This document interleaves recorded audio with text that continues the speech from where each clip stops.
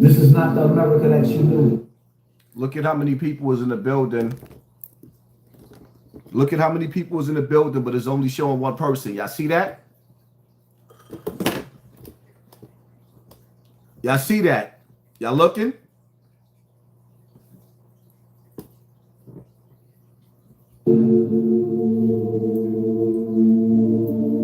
This is the new world order. Make no mistake about it. You're going to deal with military mind games like you ain't never seen before. You're going to see shit that you ain't never seen before. You got to stay focused to see through the bullshit. Don't let these people lead you like a dog on a leash. You are not a horse. These niggas is dumb, they ain't done enough. We got pieces that hit, we gon' run it up. Stay with 245s and they doubles up. Keep them outside of the window, we bundled up. Got the bundle stuff, nigga stuffed up. So far up, I can cough it up. I opt down, they gon' cough it up. Go to the view and shoot the coffin up. These niggas is dumb, they ain't done enough. We got pieces that hit, we gon' run it up. Stay with 245s and they doubles up. Keep them outside of the window, we bundled up. Got the bundle stuff, nigga stuffed up. So far up, I can cough it up. I opt down, they gon' cough it up. Go to the view and shoot the coffin up. Shit. You gotta love it. Love it. The world is full of niggas scoring, balling on a budget. But fuck it. Shit. And am I still banging or not? I will just not discuss it. Shit. Cause that's not for the public. And my destiny's written a million and march on a budget. Before I leave my house, I wipe down my 9 and I tuck it. Stay on guard from all this fuck shit. I live what I spit out the trust that you niggas is busted. Shit. On 183rd, where you find me at? I'm blocked when niggas get like that. From a culture that's based on no facts. So what we say is facts, we still say it's probably that. For our cars and they vids, when I go to their crib, I'm like, nigga, where's those Ferraris at? 90% this shit probably cap. 100% this shit only rap. Entertainment. Do not put so much responsibility on entertainers. As for me, I just stay in my lane. Nigga super gang banging, chain swinging, big dang hanging. Swinging. Fuck the words that he's saying. They just following the cadence. I am not for the complaining. It takes too much energy. I need my energy. Combating all these frenemies. And niggas that want to see the end of me. What's a sin for them is not a sin for me. So go when I show them no sympathy. Until they show each other sympathy. Niggas empty, but ain't nothing empty in me. These niggas is dumb, they ain't done enough. We got pieces that hit, we gon' run it up. Play with 245s and they doubles up. Keep them outside of the window, we bundled up. Got the bundle stuff, nigga stuffed up. So far up, I can cough it up. I opt down, they gon' cough it up. Go to the view and shoot the coffin up. These niggas is dumb, they ain't done enough. We got pieces that hit, we gon' run it up. Play with 245s and they doubles up. Keep them outside of the window, we bundled up. Got the bundle stuff, nigga stuffed up. So far up, I can cough it up. I opt down, they gon' cough it up. Go to the view and shoot the coffin up. Why niggas spending all their money living in the dark? I'm living in the days of Noah, I'm just building arcs. Water coming, water rising. Is it a shortage or is it climbing? Is it a climate or niggas wildin'? Or secret societies mixed with timing? Either way, I stay on topic. I can't worry about shit if I can't stop it. I'm just waiting on death, I was born a house. Surrounded by niggas born in a project. With their mama emotion and lacking logic. All the shit that I know is what they lack in college. And degrees that they giving is pathologic. I just fly in the sky like I'm half an object. Shit. It's really real, I really feel like that. I ain't gotta be gay just to feel like that. I ain't gotta slay things in no pillar cap. I can rebuild the world and then fill it back. Niggas locked in the cage, I ain't here for that. With that minimum wage, I can't deal with scrap. How these rappers get paid, I can't build with scrap. Ain't calm building cities, I'm just super bitty. Came from hats for Leos and Billies. No response from my city. Niggas hate me, bitches plotting to get me. Hearing Glock sounds with the top down. Niggas talk shit when I'm not around. Homie, don't play that cause I'm not a clown. I always stay up cause I'm never down. These niggas is dumb, they ain't done enough. We got pieces that hit, we gon' run it up. Stay with 245s and they doubles up. Keep them outside of the window, we bundled up. Got the bundle stuff, nigga stuffed up. So far up, I can cough it up. I opt down, they gon' cough it up. Go to the view and shoot the coffin up. These niggas is dumb, they ain't done enough. We got pieces that hit, we gon' run it up. Stay with 245s and they doubles up. Keep them outside of the window, we bundled up. Got the bundle stuff, nigga stuffed up. So far up, I can cough it up. I opt down, they gon' cough it up. Go to the view and shoot the coffin up. Brave?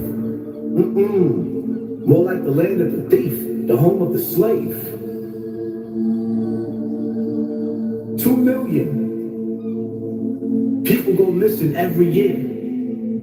Where they disappearing to?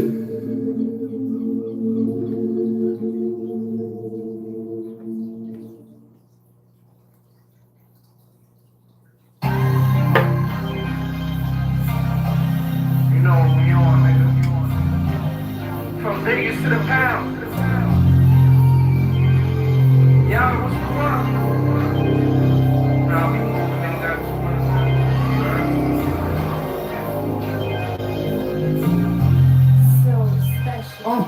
Everything to the chin, nothing to the heart. Told my youngest slide, he think he in the park. Jumping in the water, he was swimming with the sharks. We watching for the ops, nigga cops in the north, nigga. And I be going get this money with my eyes closed. Whenever I need a brick, I say El Chapo. My Mexican homie, I call him Pato. And when I want a nigga hit, I say bring tacos. You know this shit about my legacy. Niggas try to tarnish my name instead of treasure me. I've been official since the pump. Baby, I'm my own water, trying to fill a nigga cup. Now it's Ruth Chris for the steak night. Really used to trap on them late nights.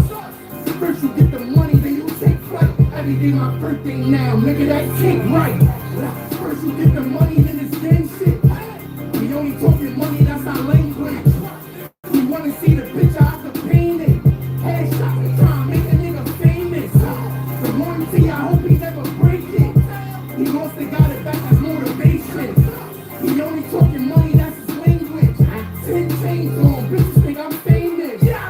1 foot in the rap, 1 foot in the streets. 1 foot in the chicken, 1 foot in the beef.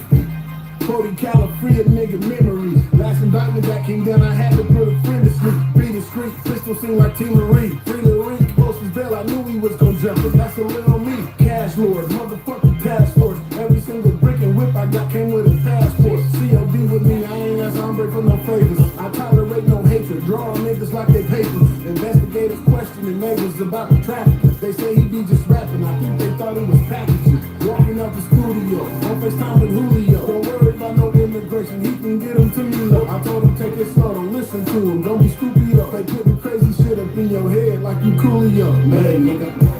First you get the money, then it's gang shit. We only talking money, that's our language. We wanna see the picture, I can paint it. Headshot, we try to make a nigga famous. The loyalty, I hope he never break it. He wants to got it back as motivation. He only talking money, that's his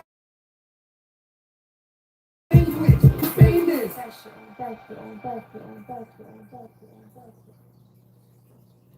Y'all already know the rules. When you come in my house, take off your shoes and super violate that like button. It don't cost nothing for you to hit that like button.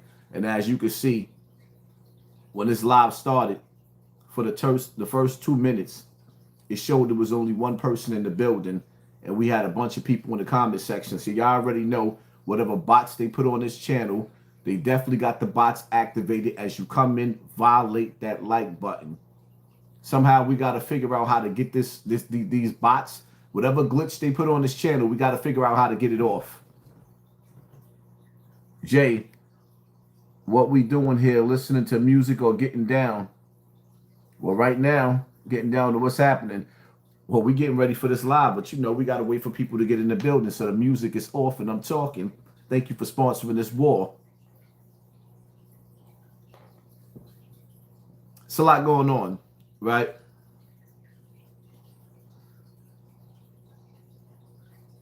Throughout the years, for those of y'all that's been here from the beginning or through this journey, I've always had a message.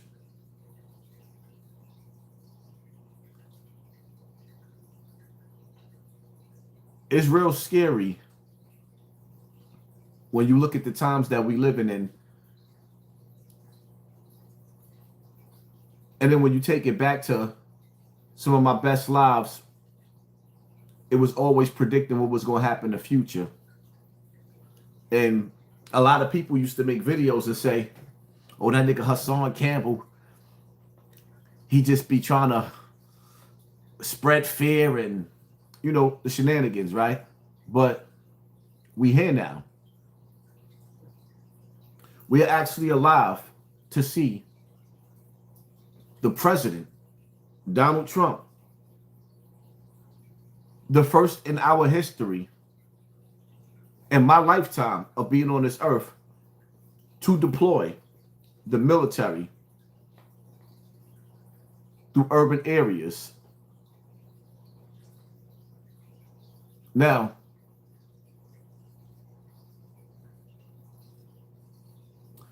I need for y'all, because this right here ain't for everybody.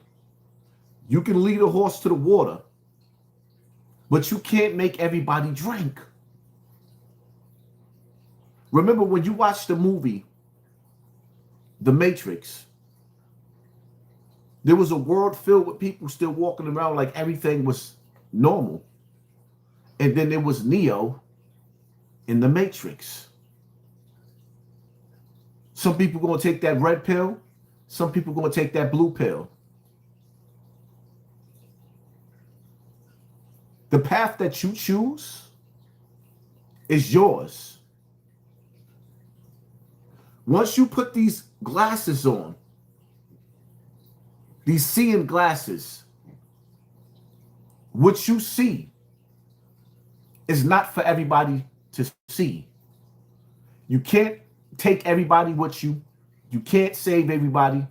And sometimes when you decide to bring the wrong person with you, they're going to sink your ship, my nigga. Do you hear what I'm saying to you? Now, in today's time, we see the military going through our streets. You got people sitting up there praising Donald Trump for sending the military through your neighborhoods, right? And you feeling, oh, it feels so safe. Thank you, Donald Trump. Do y'all realize that Donald Trump made it clear that things will never go back the way it used to be? And that security blanket called food stamps and Medicaid. Now, do y'all realize that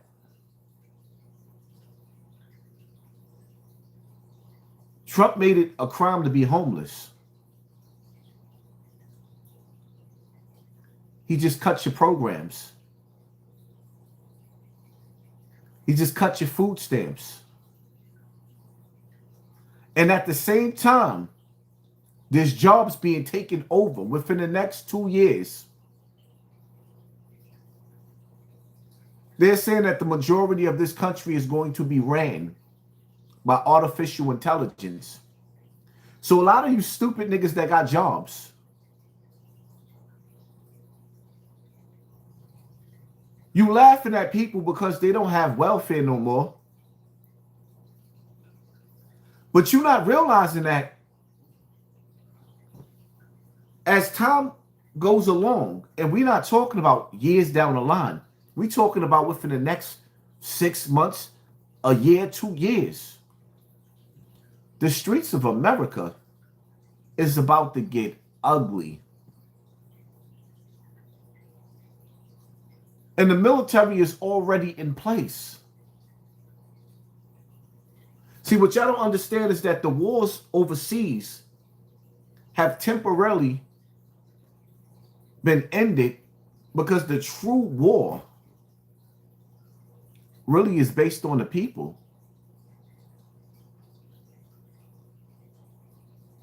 Are you not entertained? You got the military walking through now New York. Woo! The military is in New York. And I haven't seen not one video where ICE is detaining white people that's not from America. Not one. Do I need to say it again? I haven't seen that one video with anybody white being thrown on the floor, hogtied, kicked in the ass, and put in the back of a van and taking the alligator Alcatraz. Not one.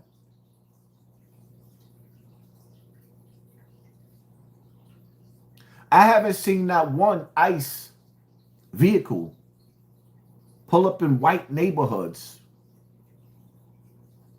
Not one. But you know what's amazing to me? You have neighborhoods like this one right here that's mixed. You got blacks, you got whites, you got Mexicans, you got a mixture of everything over here. But I've noticed certain white people sold their house because they know what's to come. And they don't want to get caught in the mix when ICE is shopping.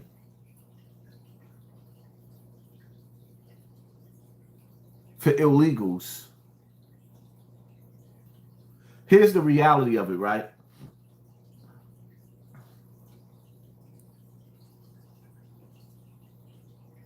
The people that I'm seeing being targeted in this country are the working people. The ones that's doing the right thing.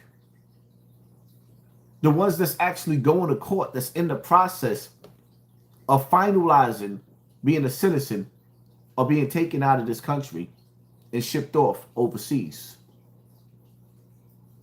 The rumors that's spreading around in America about what's going on with some of these people that's leaving in military planes and being found floating with the fish is diabolical.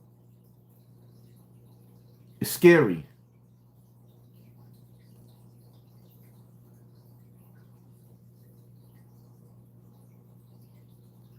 A lot of you dudes, you think that it's a game. You laughing. But you're not realizing that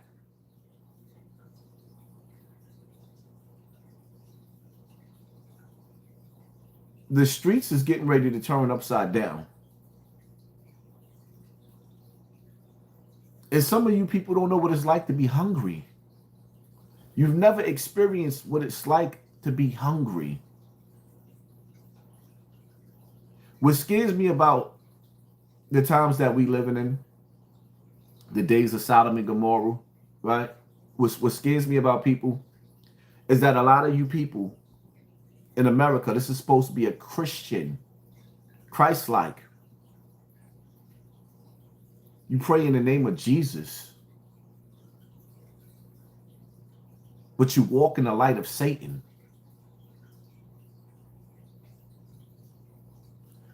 You pray in the name of Jesus. You claim to be of Christ, but your heart is of Satan. I always thought that the Bible was all about feeding the poor. So when did it get to the point where we started celebrating the downfall of poor people who live on welfare? Oh, you've been sitting on your ass for 10 years, so what? What does it affect you? Huh? If somebody's on welfare, what does it affect you? Why does it bother you? I don't care about nobody being on welfare. I just encourage people to get back the land that was taken from us. But it doesn't hurt me nothing, because the reality of it is, I don't see none of you Negroes sitting up there beefing and protesting, being that Trump decided to send over $40 billion overseas to Argentina. Do you realize that your tax money is going over to Israel and taking care of their women and their kids? But you're not using your voice to say, hey, no, I'm not paying taxes for people overseas. Y'all cool with that. But you have a problem with taking care of your own people in America? Who sent you?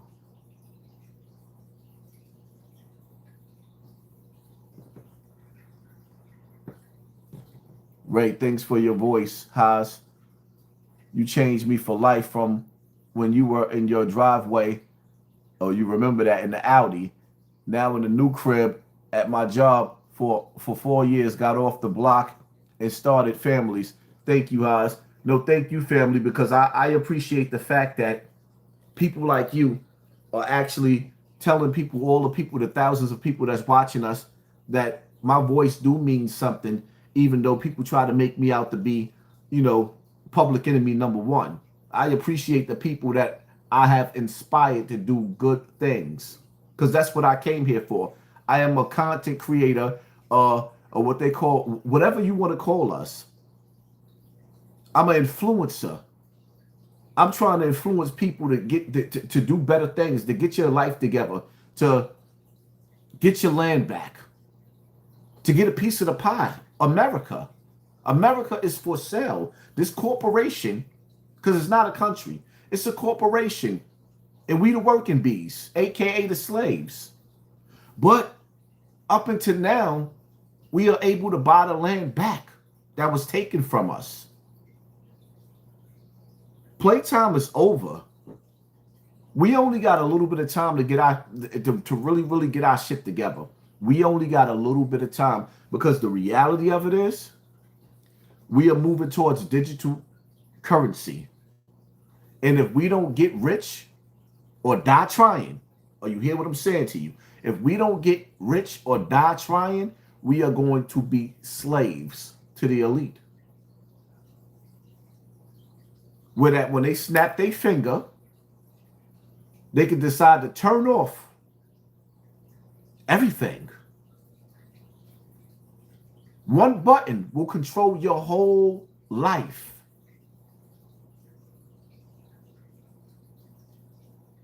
I didn't sign up for that. And I ain't signing up for that.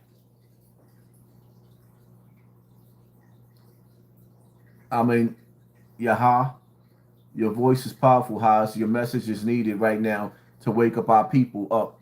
America, aka modern day Babylon, is about to collapse very soon. Out with the old and with the new.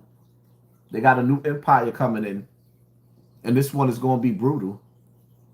People just better stop. Y'all better start waking up and smelling the coffee. They got a new empire coming in. And see, what you don't understand is that the collapse of America is death by design. These people are not losing their power. They're solidifying their power. These people are not losing their power. They're solidifying their power. And all of our communities are being infiltrated. All these niggas coming home from jail. I told y'all, when the first generation of them Bloods hit the internet, what did I tell y'all? Something just ain't right. I told y'all when the first wave of them niggas hit the internet, something ain't right. Next thing you know, all these dudes are being released from jail. Y'all think for a single second, and I give you an example, right? With Prince from the Supreme Team. Do you think for a single second that I believe that he gave back 7 life sentences?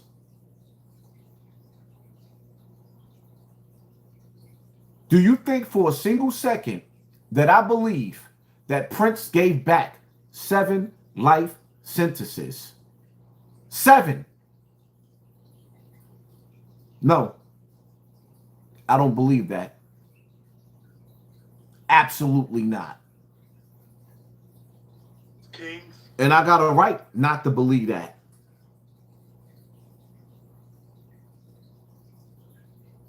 But I want to explain something to your viewers and to whoever else watches this. Okay. Right. You got rats you got informants, and you got confidential informants. These are three different things. Rats take the stand, whether it be grand jury or trial. And informants give information and don't necessarily have to ever take the stand. But then you got confidential informants. They are the worst because they provide information and they wear the cloth of respectable criminals. When in reality, they're the ones feeding the information to the authorities while you're doing your thing. And they're right there with you doing your thing. And the thing with the rats, the difference between the rats, the informants, and the confidential informants is it's very hard to get papers on the confidential informant. And the confidential informant knows it.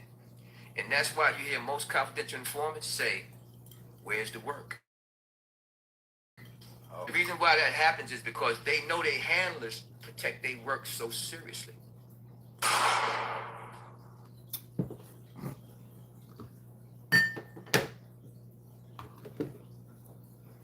I want you to ask yourself a question, right?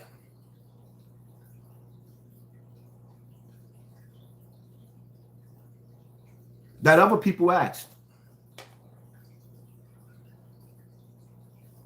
What made these drug kingpins, because he's part of the Supreme Team, he's one of the top members of the Supreme Team, I'm being sued by his uncle, which is like a brother to him. That don't strike y'all as being weird?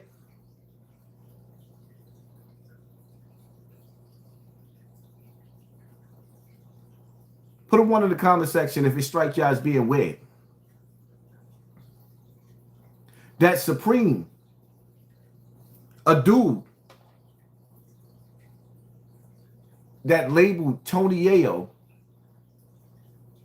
as a snitch for suing Ja Rule.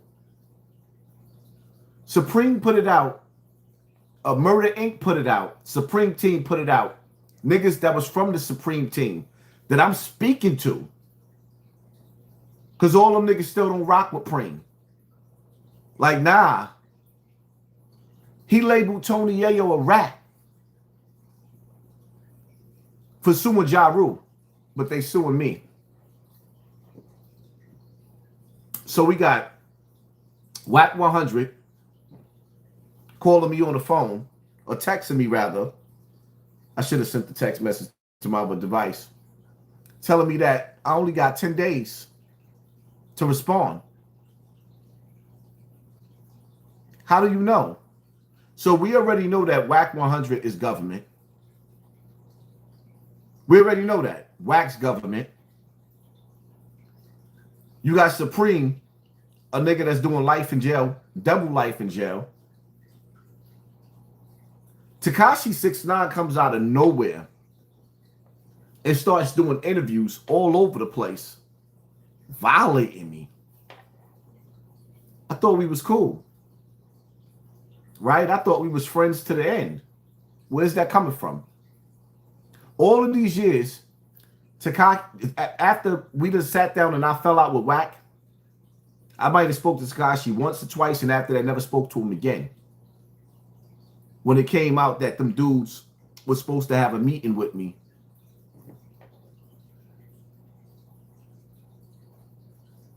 And in that interview, I was supposed to get duffed out on camera. But I got thorough niggas around me too. That ain't happened. And they saw that that wasn't going to happen. So now in today's time, where we living in critical times, my platform is sabotaged. Even though the people are still watching, my platform is sabotaged.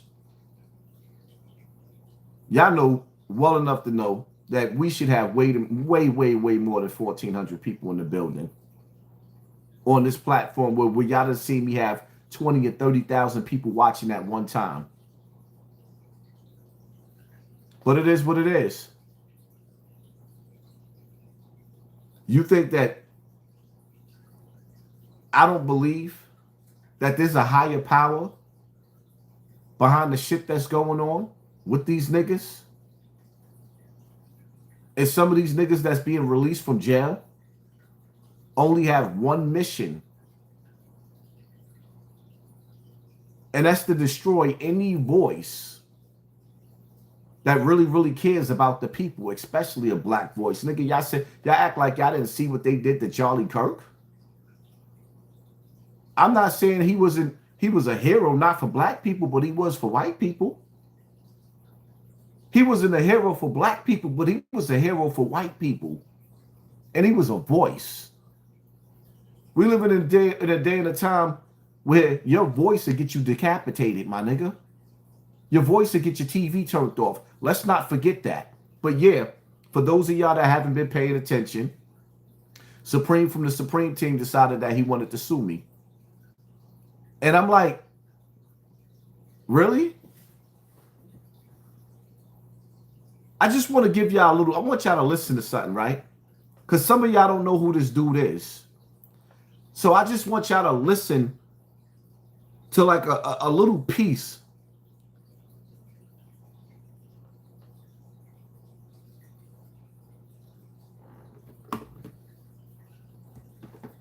Let me see. This is transcripts from Preem's trial.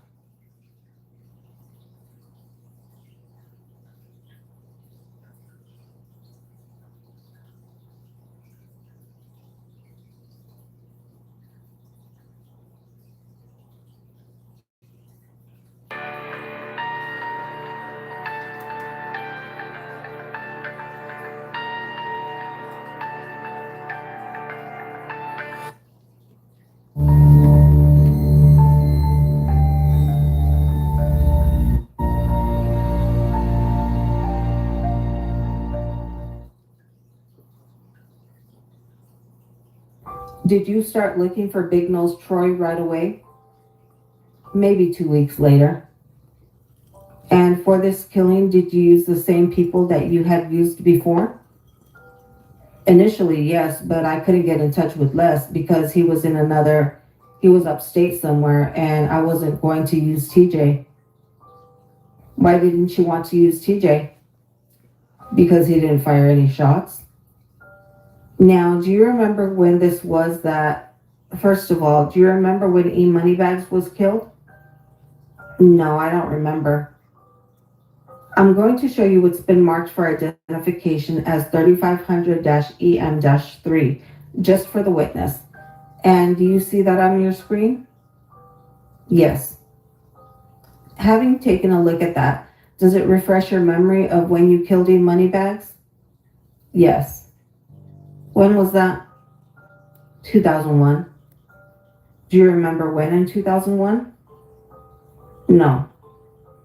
I would like to show you again the same document. Does looking at this refresh your recollection of when? It says July 16th, 2001, but I'm sorry, you're not supposed to read it. Does it help you remember when you killed E Moneybags? Yes, I know it was on or about 2001, but the date wasn't clear. Okay, eventually you... This is the courts, the district attorney questioning one of the dudes that Supreme hired to do killings for him. And this one specific murder that they did is Big Nose Troy, which is a legendary dude from Queens. Pay attention, because Preem is saying that he's suing me for defamation of character. But I want you to hear what one of his niggas is saying about what he had him to do. His character. Can't believe this.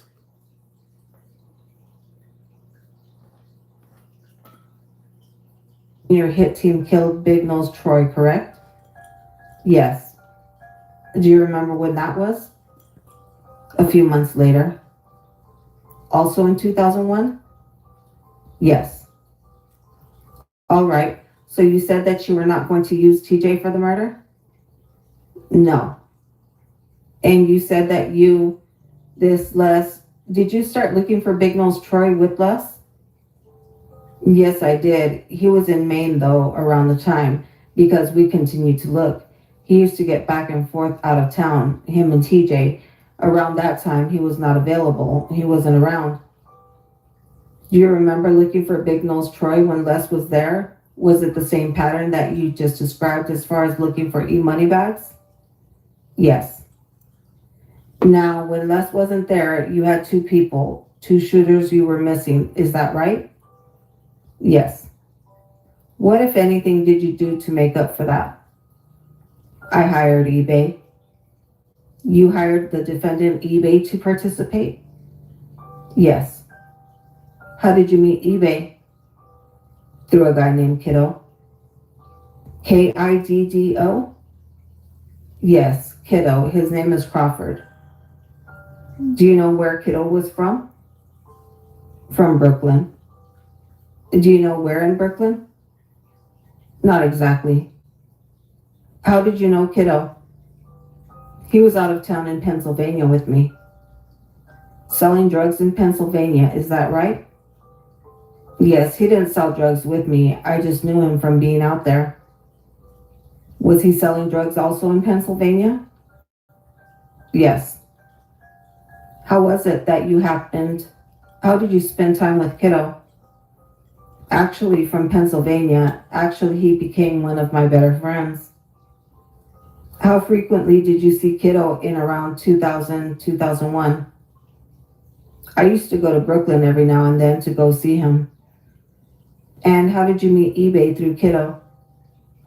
I met him in front of the projects. And did you have a discussion with eBay then, or did you just meet him? I just met him. Did you speak with eBay again after that? Yes. What were the circumstances of you meeting, of you discussing or having a discussion with him after that? Because he used to come uptown in Harlem because he had a girlfriend up there. So I ended up meeting up with him and just talking to him periodically. Now, do you recall asking eBay to take part in the murder of Big Nose Troy? Yes. What caused you to ask eBay to do it? Because a discussion me and Kiddo had before. Hold on. Is there an objection? Yes. Did you have a reason for doing this? The question? Yes, Your Honor. Objection overruled. You can explain the reason. The reason, Kiddo told me that eBay was one of the guys that put a lot of work in his neighborhood. Did you ask eBay actually to participate in the murder? Yes. What did eBay say? Right. So this is Manny Dogs testifying about Big Nose Troy's hit. What I want you to understand is, right, I'm just trying to show you or paint a picture, because these young boys at the time that was under Supreme, this is what he's convicted of, right? This is just one of the murders that the district attorney is questioning one of the dudes that Preem used to do the hit on Big Nose Troy.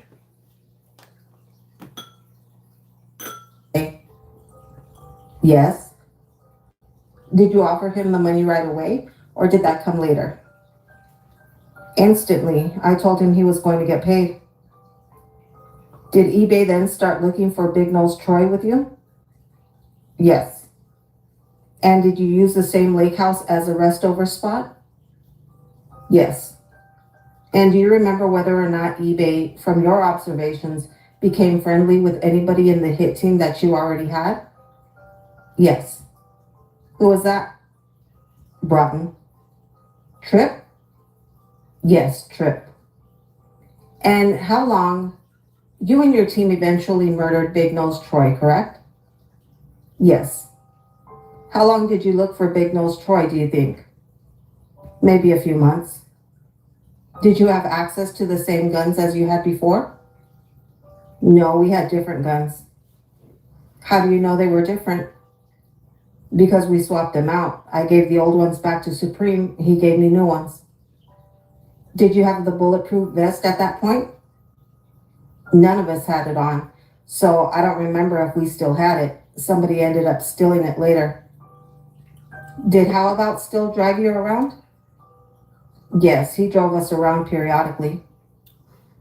How did you communicate during that period when you were looking for Big Nose Troy with members of your hit team when you weren't all together? By telephone or two-way pages? Did you look for Big Nose Troy together every day? No. So when you wanted to get the team together, were you the one in charge of doing that? Sometimes, but they had already meshed together, so they would get with each other. What do you mean by that?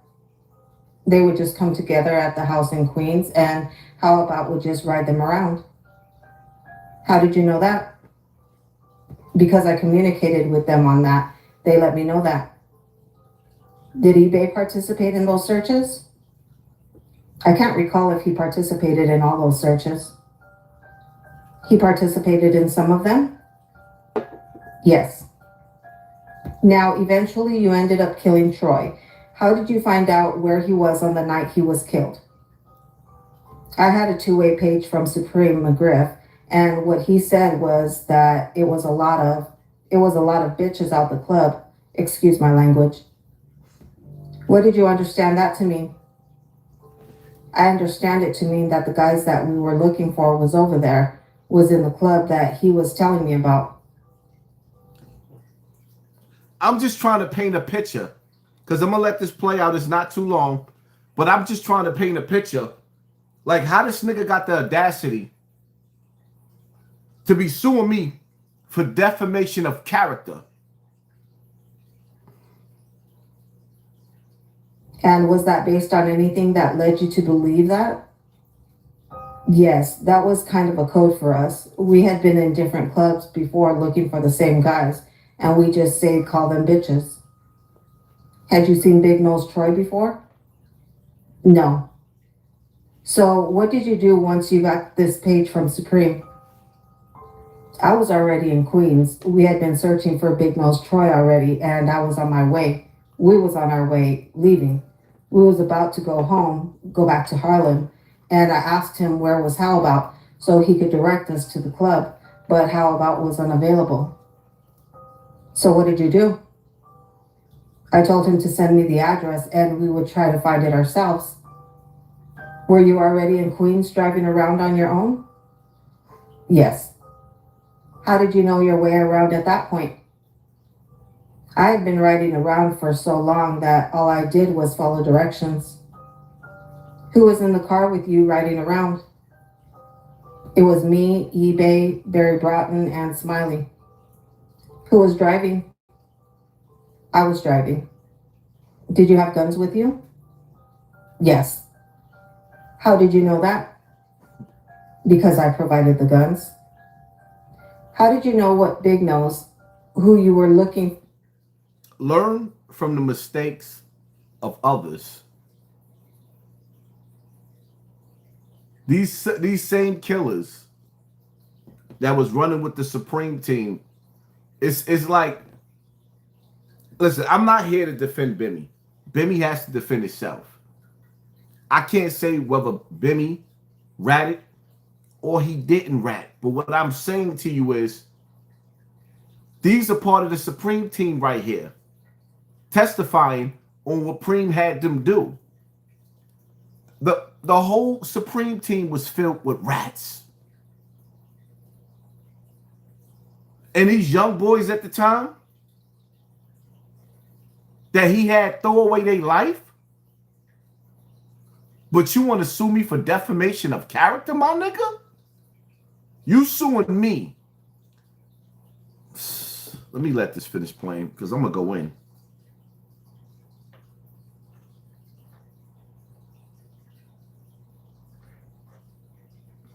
Or when you were looking for Big Nose Troy. Because I had a discussion already about him having a brand new green truck or something. Any other description of him? Yes, that he had an extremely big nose. How about physically? Anything else? He was tall, slim of build. So what did you do after Supreme Mcgriff texted you or paged you about seeing people in the club? I found the club. Who gave you directions? Supreme. And what happened when you got to the club? I spotted the truck that I was being told about. It was a new truck, a new model, so it stood out. So I rode by it. Let me stop you for 1 second. About when in the course of the night was this? It was late. It was late. It was maybe anywhere between, I want to say, 11:30 and 2 o'clock in the morning. You were looking for a club. Do you remember what kind of club you were looking for? No, I can't recall. And you pulled up. Do you remember what the neighborhood was like that you pulled up to? It was a two-way street. It was kind of dark on one side of the street. On the other side, it was lit up. I seen the club, a lot of people standing out in front. So what did you do when you saw the truck? I was on the side of the club and the truck was on the other side. I rode past the club, looked, watched the truck, busted a U-turn and sat behind it, maybe 3 cars behind it. What made you think that that was the right truck? Because it stood out from the description of the truck that I was given. I didn't see any other truck that color. It was... Back in the days, niggas didn't take pictures like that. We didn't have the internet. So in order for your enemy to get your picture, that's why a lot of old school gangsters didn't really take pictures like that. But I want y'all to peep how Troy got murdered, not because they knew what he looked like, but because they recognized his car. Green. I think it was green. Were the shooters still in the car with you at this point? Yes. Including eBay? Yes. What happened when you parked a few car lengths behind the green truck? We just waited to see who was going to go to the truck. What did you see or hear? I heard the car start up. The engine actually started?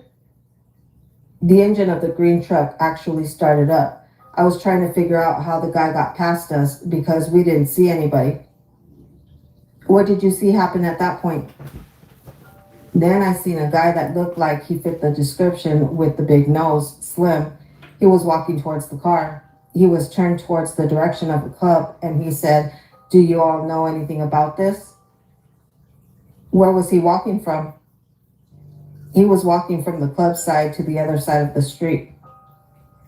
You were on the same side of the street as the truck? Yes, sitting behind it, maybe 2-3 cars behind it. What did you see after you heard him? You heard Troy say what he said.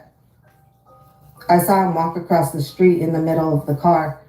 I told them, that's him. I told the shooters that that was him. I was almost positive that was him. I was not sure, but I was almost positive.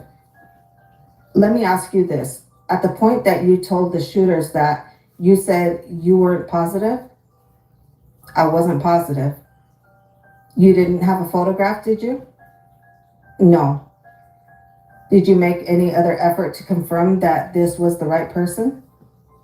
No. So go ahead. I told them to shoot him. eBay got out the car first. Who got out of the car first? eBay. Where did eBay walk? Let me ask. Do you recall sitting here where everybody was seated in the car at this point? eBay was sitting in the passenger side. In the front with you? In the front with me. So Bratton was sitting behind me and Smiley was sitting on the right-hand side. I think, if I can recall correctly. eBay, you said, got out of the car first? Yes, he was in the passenger side next to me. What happened after that? They approached the guy that was walking in the middle of the street, who we believed to be Troy, which turned out to be him, and eBay shot him in his head. So you said that eBay had got out of the car first. Did the other shooters get out of the car at that point? This is nasty work. Now I want y'all to keep in mind, Big Nose Troy used to be cool with the Supreme team until he realized that the Supreme Team was filled with rats. So this is the reason why he flipped on Preem and them, because they was a bunch of rats. And this is niggas from the Supreme Team that killed Big Nose Troy ratting on each other. So you not entertained? This shit right here, oh my God. You ain't gotta listen to music in your car. All you gotta do is listen to these niggas' court cases. It was all around the same time. They was all getting out at the same time. You said that your car was parked. Was it next to the curb? Was it parallel parked? It was not next to the curb. It was a little further out into the street. Which direction compared to where your car was did the shooters go? Directly towards the guy. eBay came this way. Did eBay cross the front of your car to get to where the victim was? I can't recall if he crossed the front. I don't think he crossed the front. So where was the victim when eBay shot him in the head? In the middle of the street. And you said that, who did you see shoot first? eBay. And did you see anybody else shoot? Broughton shot him right after eBay. Can I ask you, what did Troy do when eBay shot him? He fell. On the street? Yes.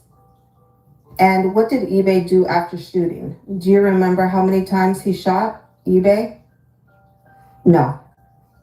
Do you remember what eBay did after he fired the shot? Let me ask y'all a question. Press 1 in the comment section. This is on the internet. This is what's being said about Supreme from the Supreme Team. But I'm being sued. I've never painted a picture like this about this nigga. Because I never even heard this before. But this shit right here, nigga? He's suing me for defamation of character?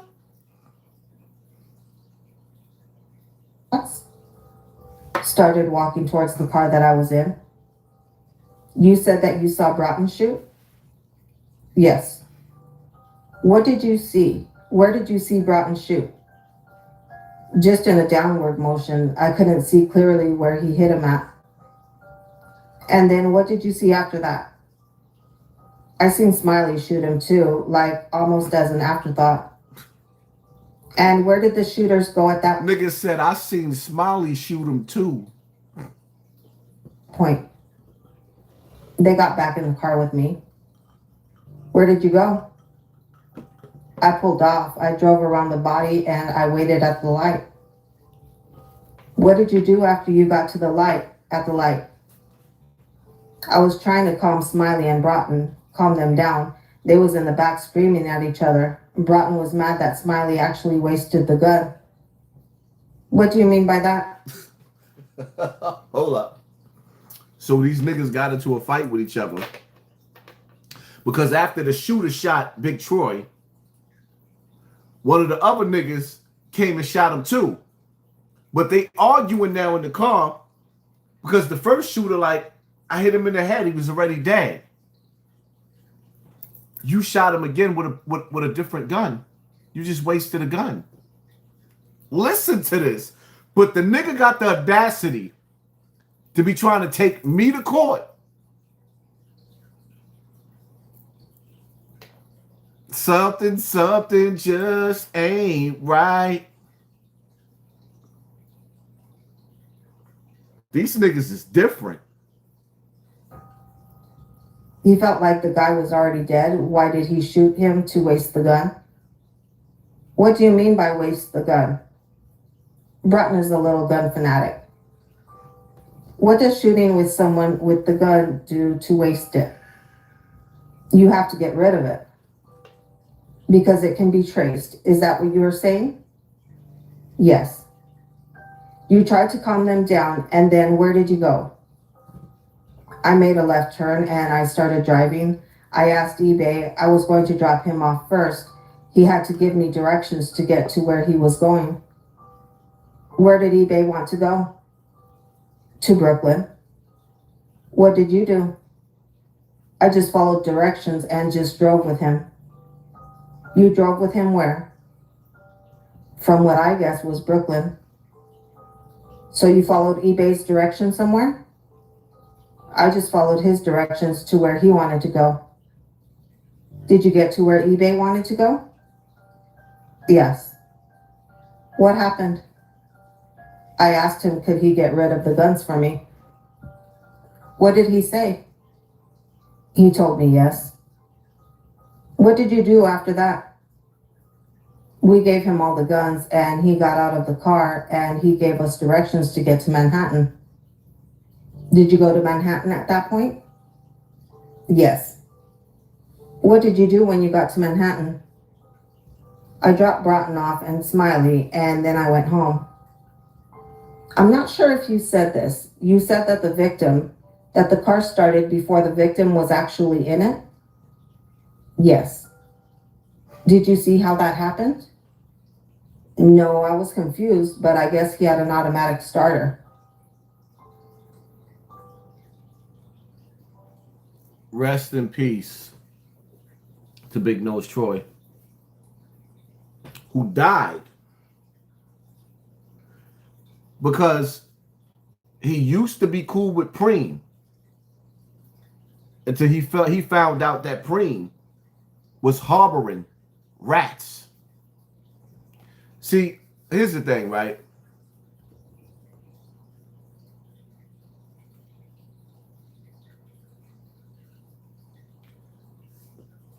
Even with Prince,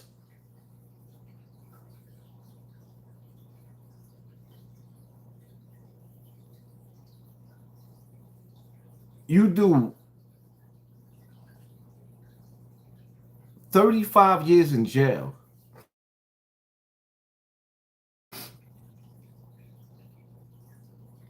And the first thing that you don't say out of your mouth is, I'm sorry. I'm going to play this again, man. Because I want y'all to understand, like,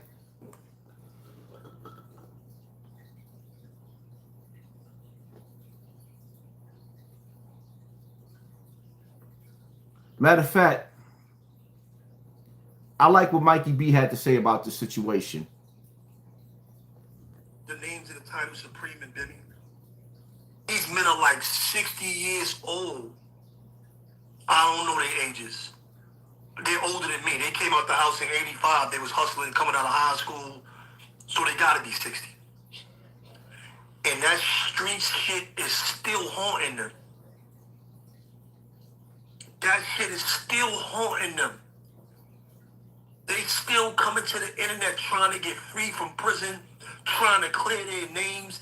If this is not a clear reference on why to stay away from the streets, I don't know no other one. They 60 years old. They will never have peace. They will never have peace. There is no peace in that lifestyle. You got elders, 60 years old, still having internet arguments over rats and cops and robbers and bullshit when they're supposed to be taking care of grandkids. When they're supposed to be vacationing with family, having barbecues and having a good time. We are the sinners. They are paying for their sins. Bimmy said he sold drugs, he hustled, he did all this gangster shit that he been on the internet talking about. Preem and them did it, they made movies, they did all this gangster shit. We know them as gangsters, and they're paying for their sins. Up in their 60s, they still paying. That's what you see here. This is payment. Ain't no peace. When you ready to chill and change your life and go on and do whatever and change and do whatever, they still got the cuffs on you. You still got to fight. You still got to fight for your life into your 60s and 70s, bro. This is slavery. This is true slavery, right? What you see is slavery in the flesh. What you see is slavery without balls, without shackles. This is this mental enslavement. This is mental enslavement. That's what you see. They are slaves to a culture that they are no longer. Bimmy said he's no longer a part of the culture. He left the culture alone 35 years ago. for whatever reason. I don't even care. He said he stopped doing that in one of his interviews. I've been watching. He said he stopped doing that shit 35 years ago. But now he still got to come to the internet, defend his name, you know, go through all this shit. If you was never a part of this, if you was never a part of the culture, and you're seeing all this shit, this is a sign for you to stay out the way.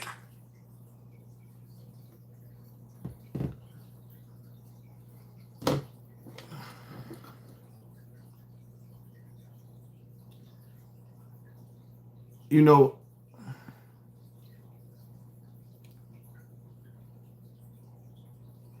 part of me want to be so disrespectful. So disrespectful. And for the niggas that try to take up for Prince, for those of y'all that just came in, I'm going to play what Prince had to say again. And I just want to say, like, Prince, like, if you a changed man, why y'all trying to point out, or you trying to point out rats? If you a changed man and you on a road in a path of redemption, nigga, you did wrong. The best thing that happened to the black community is when you went to jail, my nigga.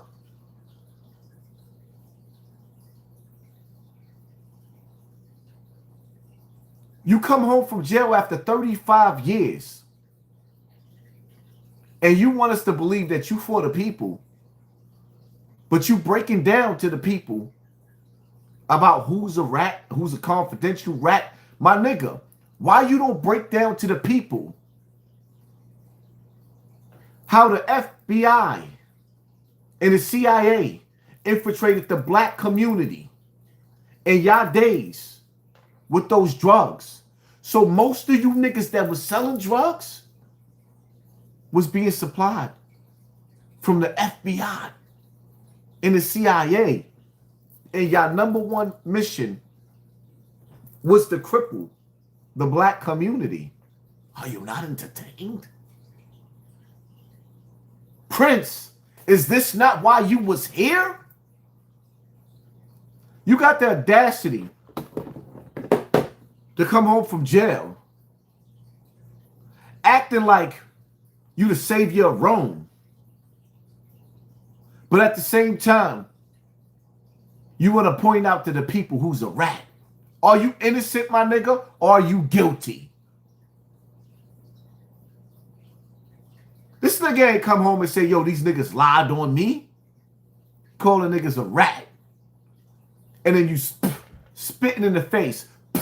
Spitting in the face of the judge that let you go. Because you coming home and you calling niggas rats.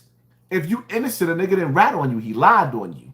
If you innocent, a nigga didn't rat on you. He lied on you. If you're innocent, a nigga didn't rat on you. He lied on you. When you call a nigga a rat, that means he told the truth. And the only reason why you came home is A, because of technicalities, or B, because they released you because you working for them. Now, I ain't saying you a rat. I'm just saying something just ain't right. Which one is it, my nigga?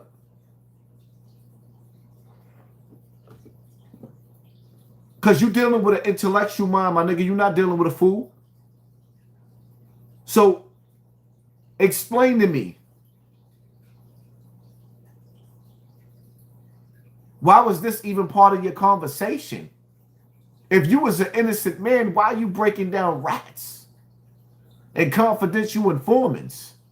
See, the Black Panther Party, I want y'all to understand something. The Black Panther Party used the word COINTELPRO. He didn't use that word. The Black Panthers used the word COINTELPRO because they was being infiltrated. This nigga used the word snitch, rat, informant. Snitch, rat, informant. Why? Because you was in jail for shit that you did, my nigga. You guilty. Only question I'm asking is why they released you and why you in my business. Why you in my world. I ain't the first person that spoke out against the Supreme Team. There's documents all over the internet, but I'm the nigga that y'all suing? Why? Who sent you? But I want to explain something to your viewers and to whoever else watches this. Right. You got rats, you got informants, and you got confidential informants.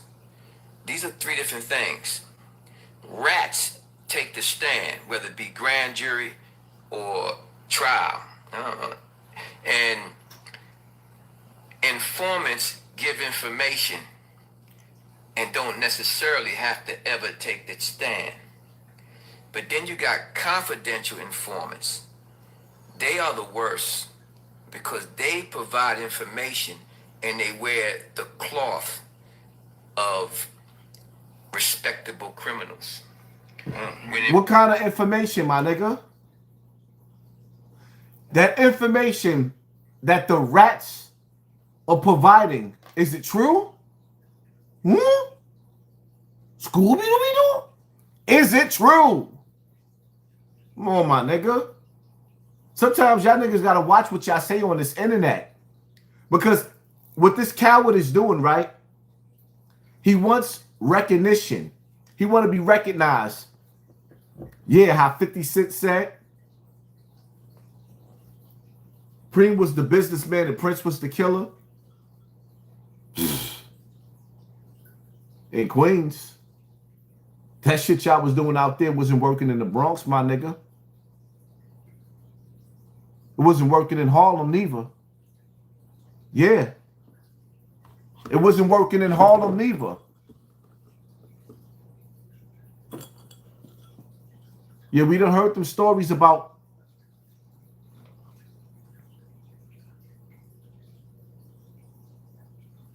images of the preacher's crew. Preacher.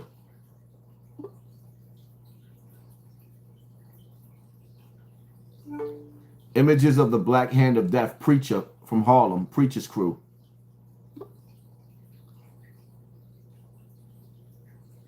Hey, Prince. Remember him? Ooh.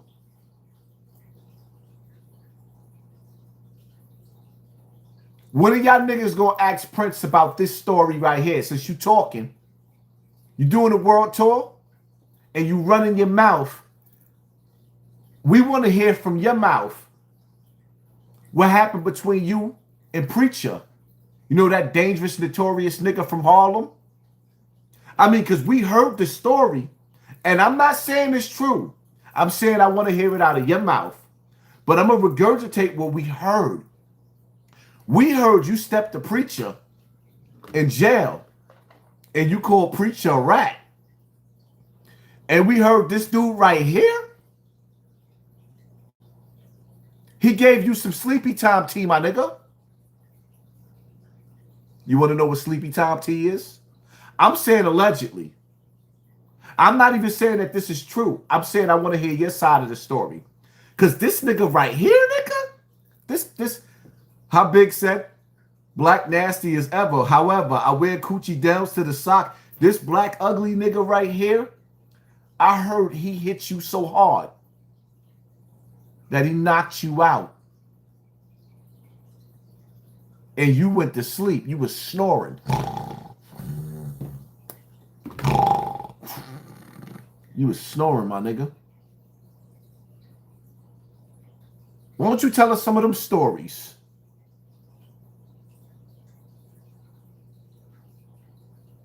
Because the reality of it is, for me,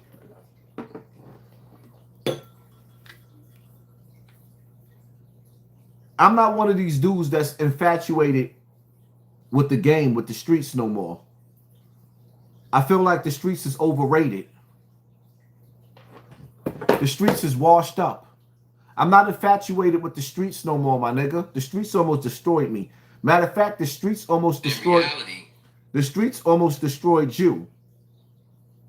But instead of you talking about The shit that people need to hear. You coming out and you want to stand on a little bit of glory. You want to be recognized and praised for that nigga, but at the same time acting like, oh, you just trying to clean shit up. Nah, my nigga, you the devil. And not only are you the devil, you a black devil. But I want to explain something to your viewers and to whoever else watches this. Right. You got rats, you got informants, and you got confidential informants. These are three different things. Rats take the stand, whether it be grand jury or trial. And informants give information and don't necessarily have to ever take the stand. But then you got confidential informants. They are the worst because they provide information and they wear the cloth of respectable criminals. When in reality, they're the ones feeding the information to the authorities while you're doing your thing, and they're right there with you doing your thing. And the thing with the rats, the difference between the rats, the informants, and the confidential informants is, it's very hard to get papers on the confidential informant, and the confidential informant knows it. And that's why you hear most confidential informants say, "Where's the work?" Oh, wow. See, and the reason why that happens is because they know their handlers protect their work so seriously.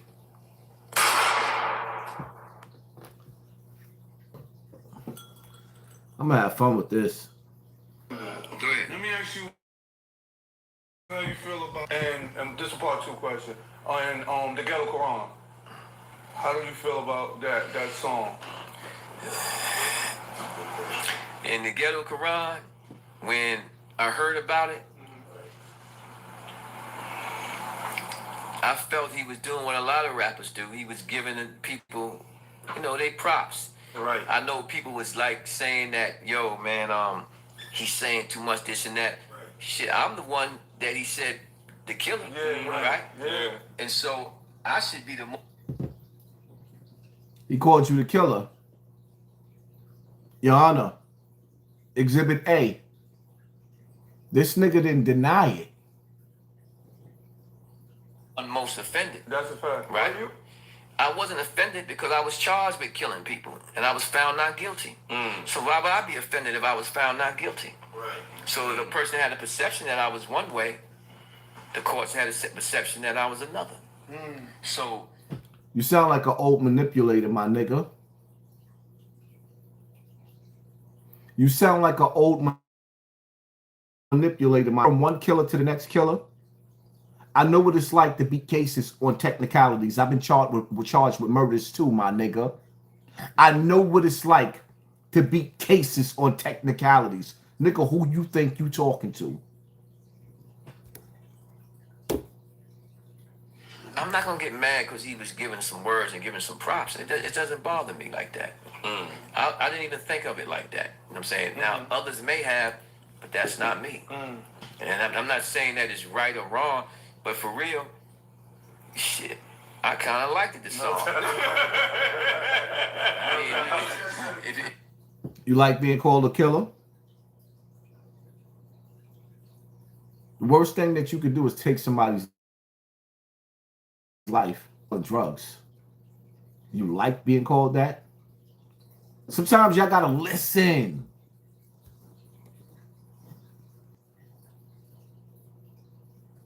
People use that as a spin. Yeah. First of all, let me say something to you. Nobody never worried about that. Nobody. Look at Southside Hampton. Look at Corey Deason. That's a fact. That's a fact. Ain't nobody care about that. That's a fact. Ain't nobody. Look. Let me tell you something. That was some spin. That was some spin. I like the Ghetto Quran. If you want to know the truth, it ain't bothering me one bit. But the perception was the other way around. Like the other way around. When you hear talking to Southside, you hear talking to team. Yes, sir. Yeah, I like that. That joint was official, and I ain't saying that to be jocking nobody one way or another. But you know people want to hear it from you. It's the truth, though. Yeah. Talking to Southside, you talking to team.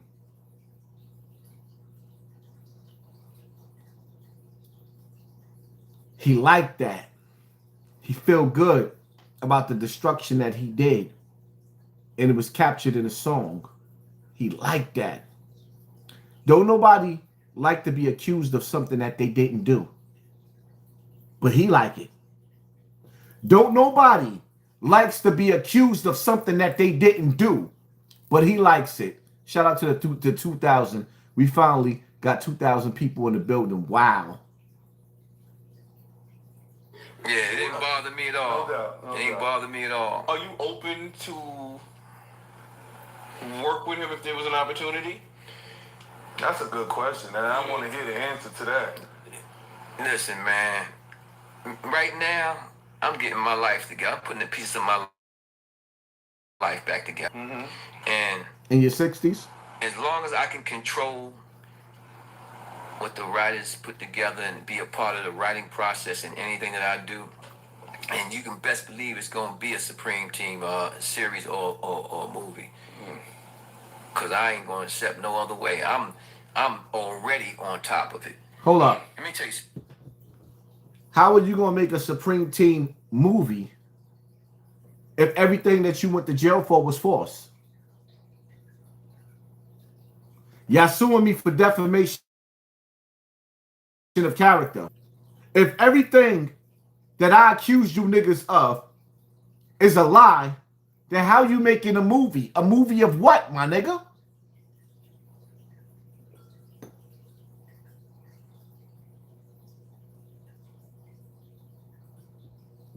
Forget that. That would be That's so big, one man. thing. I got so much stuff.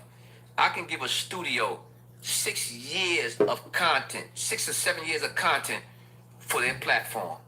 All I gotta do is be connected to the right person or the right studio, and it's off to the races. But I'm patient. Yeah. What I won't do is be played by nobody. You know? Now, the question was, will you ever work with 50 Cent? You notice that he didn't answer that question? I don't see the comment section. The comment section is not moving.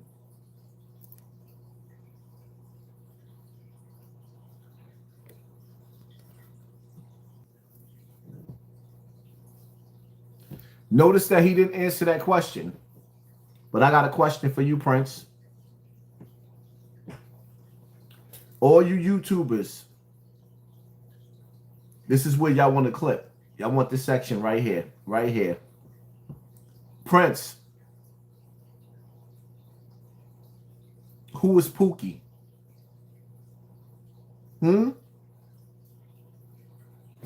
Is Pookie the reason why you and 50 Cent will never work together? Prince, I'm talking to you. I want y'all to pay attention. Hey, Prince, who's Pookie? Preem, who is Pookie? 50 Cent, do you know who Pookie is?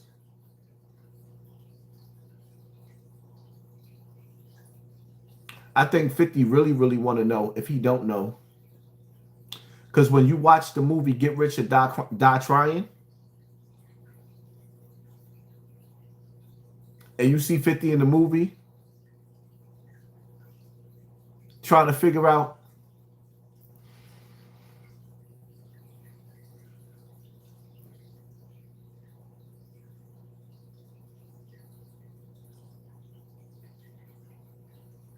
Prince, Pookie's your man, right? That's your man, right? That's why 50 will never work with you and you'll never work with him. That's why 50, see, yo, this is so deep. This situation is so deep. So deep. And Preacher, what you said, you going to sue you. One of the reasons you suing me, because I said 50 is your son. Your son. I got your son on video, not audio, not recording him on the phone like I did Wack 100. Nigga, I got videos with your son. Videos saying that 50 Cent is his brother. I can't wait to go to court.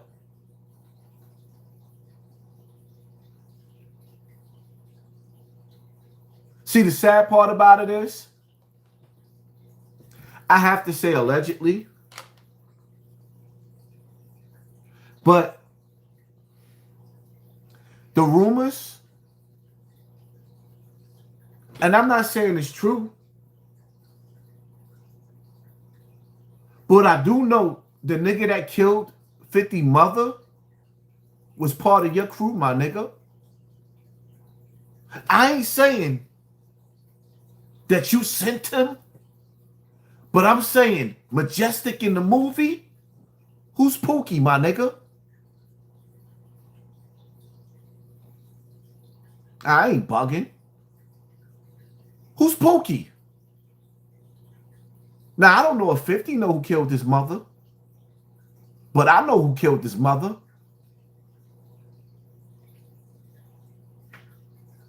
Because the nigga that killed 50 mother, he regrets that body. See, killers always have more than one body. If you kill one person, you're not a killer. You're an accident murderer. When you start killing 2 or 3, 4, and 5 people, when you done killed more than one person, then you a killer. You official. And killers always have that one body that they regret. See, I'm not saying that you guilty, Preem, but I'm saying that 50 lost his mother to a nigga from your crew. One of Prince's friends. What about your friends? So you gonna say Pookie wasn't your friend, Prince? Huh? Scooby-Dooby-Doo? That's not your friend? Pookie didn't kill 50 mother? I wasn't supposed to say that, huh? All them bodies Pookie got? And it's just weird that 50 lost his mother and Supreme Jr. almost lost his mother because she was told to have an abortion. Oh, you want to sue me for that, but it's in your book, my nigga? Let's go to court. I cannot wait. Oh, but y'all thought y'all was going to beat me? You thought I wasn't going to pay money for a lawyer?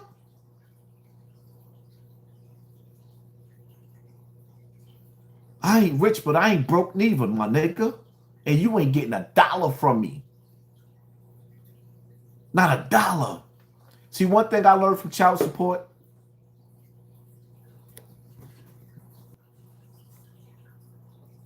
One thing I learned from child support.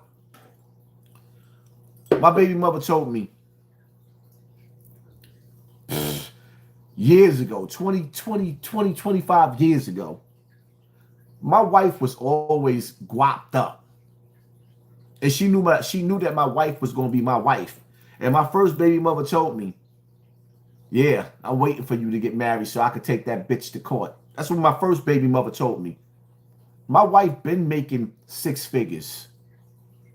If I fall off, I'm always good. But see, that's why I never got married on paper. So you niggas can't sue my wife neither, my nigga. Me and my wife been together since since 9th grade.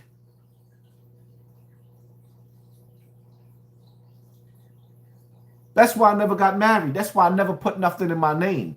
Because I've always had trifling women. Because, you know, I had multiple kids all over the place. And females get foul. So I've learned to use, let me shut up. I don't have nothing in my name, my nigga. You can have my dirty sneakers, though. You will never get a dime from me, you. Back to Pookie. So it's coincidental that 50 lost his mother.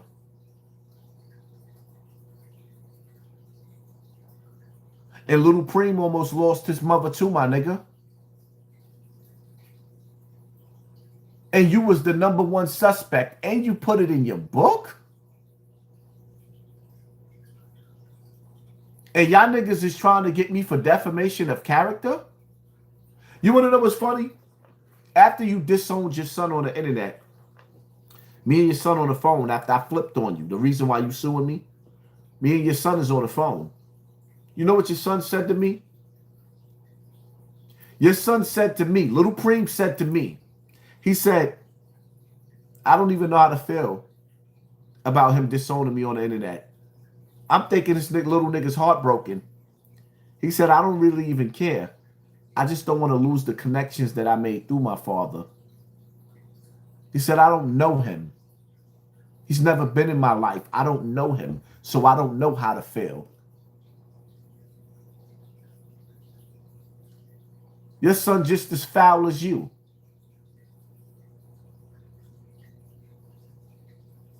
He ain't got no love to live in him. 50 ain't got no love to live in him. And Preem, you ain't got no love to live in you. I think all you niggas is related. Yeah, I believe your son. I didn't say it. Your son said it, so I repeated it, my nigga. Yeah, we could go to court. But not only did your son say it, 50 said it in the movie. Majestic was his father, right? You was Majestic, right? I'm just saying allegedly, right? But if you look at the eyes,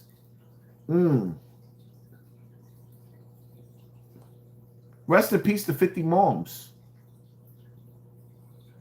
I don't know if 50 know who killed his moms, but we do. His name is Pookie.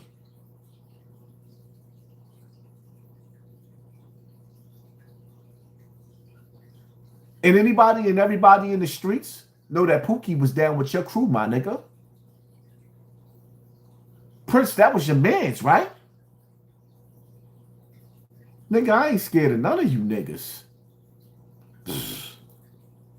Only thing I ask from you old raggedy niggas, because I'm getting older now too. Prince, you got a problem with me? See me. I'll be your Huckleberry.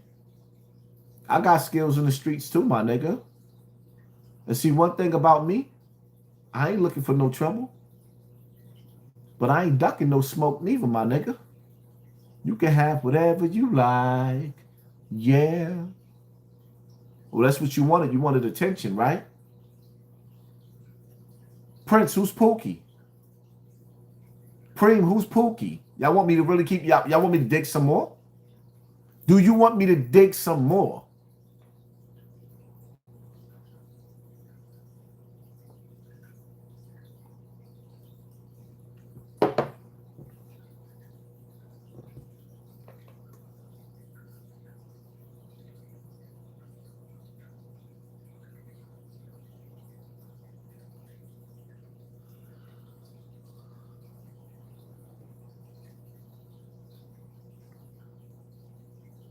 I feel sorry for 50 Cent. But the more you study Preem, it's like, damn. Preem and 50 Cent is one of a kind. If Preem ain't 50 father, and I ain't saying he is, but I'm saying, damn. Like father, like son. I ain't saying that's your son, but I'm like, damn, that's your son. Y'all two niggas is the same. Y'all niggas never ask yourself a question why every TV show, everything that 50 touch, the mother is a drug dealer. He's the son in the street. Y'all don't see that nigga crying out? Y'all don't see how 50 disowned his first son? The same way Preem disowned his sons? Nah, but Preem different. Nigga, I'm not backing down. I don't give a fuck about your lawsuit, my nigga.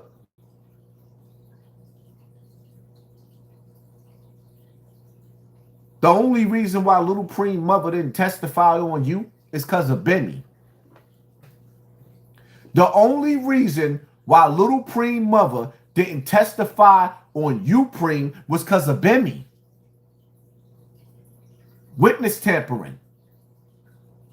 Intimidating witnesses. Put that in your lawsuit too, my nigga. We just listened to a whole audio. A whole audio of niggas that was under you. killing Big Nose Troy. Maybe next video, maybe next live, I might go through all of them and play the rest of the murders. Because you got some names up under your belt that's legendary, my nigga.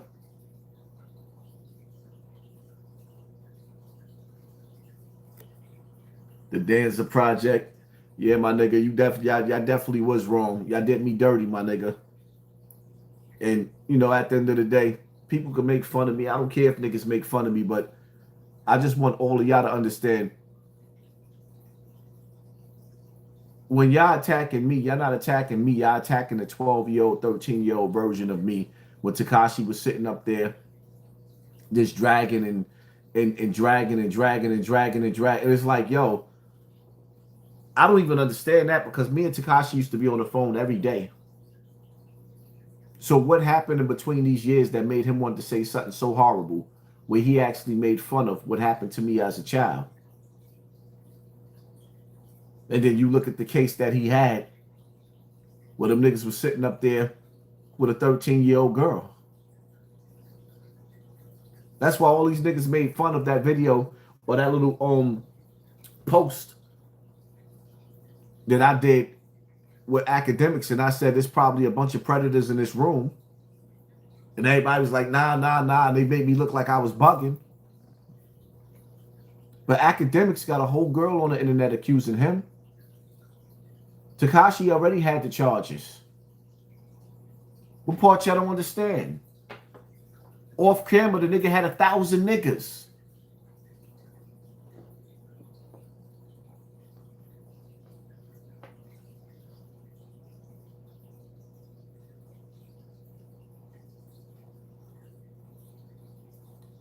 Some of these niggas that y'all glorify, man, people like to act like I never had a message, like I don't have a message. Charleston White whole style is Hassan Campbell. The only difference is niggas put him on a bigger platform and he regurgitate everything that I say out of my mouth. I believe what I say. I stand on what I say. I stand on who I am. And I'm not going to act like I'm not perfect or I'm perfect. Like I don't have my ways. But you would never see me hide my wife because I think she's ugly. And then parade some prostitute around. Then y'all sit up there and y'all praise that coward ass nigga. You got your wife in the closet. The one that was ready to brawl out in the barbershop. She ready to rock nigga snot box in the barbershop. He riding around with a prostitute. A chick that had a bunch of dicks on her back. Smelling musty.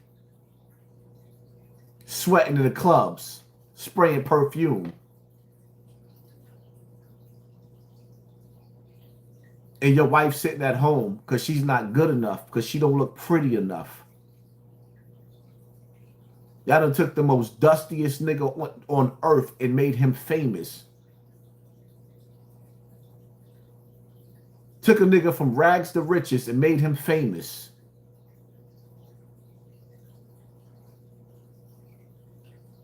Most of the best stuff that y'all done heard come out of Charleston White's mouth was Hassan Campbell. Go back to my lives. As a matter of fact, you know what I'm going to do for y'all? I'm going to start re-uploading and replaying some of the lives that I've done with Charleston White on YouTube, because I was the first one to bring Charleston White to YouTube. All these other niggas that's dealing with Charleston White, listen to how me and Charleston White, I want y'all to listen. I'm gonna upload that live. I'm gonna play that live, right? Shout out to Timbo, Infominds, right? When y'all listen, how me and Charleston White was going back and forth in the beginning, and then you listen to Charleston White on everybody else's platform, you'll know who he sound like. Hassan Campbell. Me, I've been blackballed and being censored the whole time I've been on YouTube. You really believe I only got 2,000 people in the building? But the funny part about it is, yo, Danza, I know you watching because we just seen you. Show me one time you ever seen Charleston White have 2,000 people in the building. And this is a minimum for me, because they ain't sent out my notifications and I ain't been going live. Show me one time you seen Charleston White on YouTube with 2,000 people watching him. Show me Wack 100 live with 2,000 people watching him. Where? Niggas should have million subscribers already.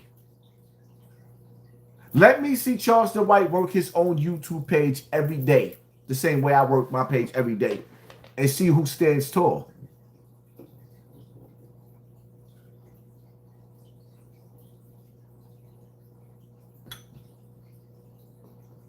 Now, Pac ain't returning.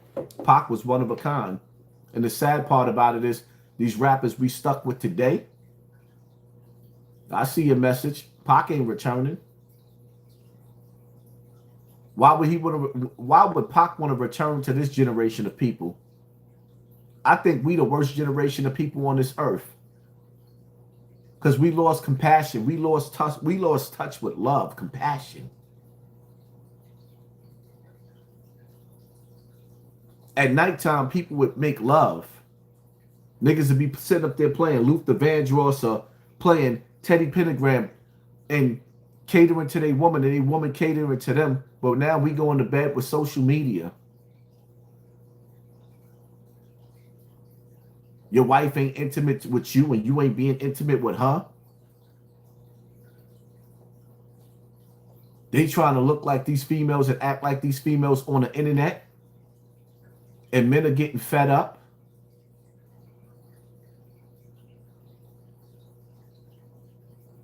.9% of the niggas that I know is busting a nut before they get home from work with another bitch. They don't even look forward to having sex with their wife. You're just a wife. Now niggas is passing time. Some of these females that I know are having sex right on the job. You thinking she ain't having sex, she ain't cheating, nigga. She's a correction officer. She's having sex in a bubble. She's having sex in the janitor's office. She's working at the hospital. She's a nurse. They got a bunch of offices that's empty. Her and her co-worker is stepping out.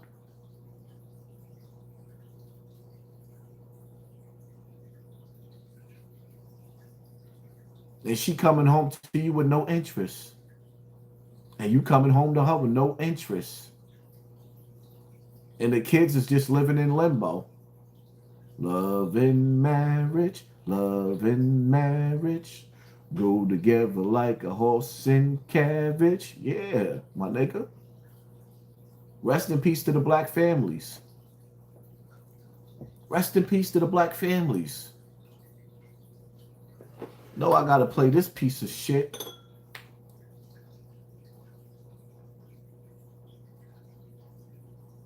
Where's that at?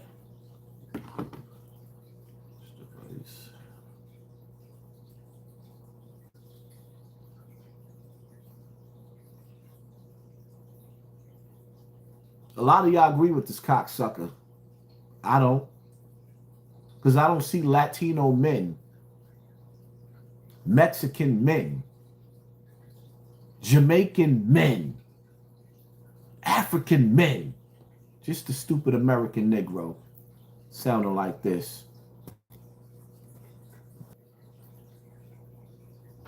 I don't know if you know what you're looking at right now. What's happening in America right now? It's the fall of the African American hood rat. We're witnessing it. The fall of the Section 8 queen, the fall of the food stamp queen, the fall of the welfare queen. I spoke on this months ago, in the 8 days after the inauguration, on who President Trump was coming for and what he was doing it for. This for us, kings. This for us, black men.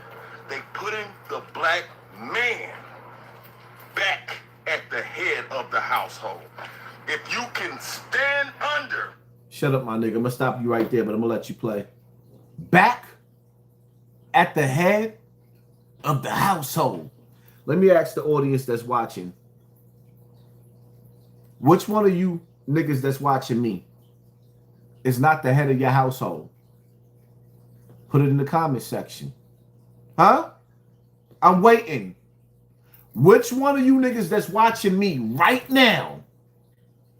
Press 1.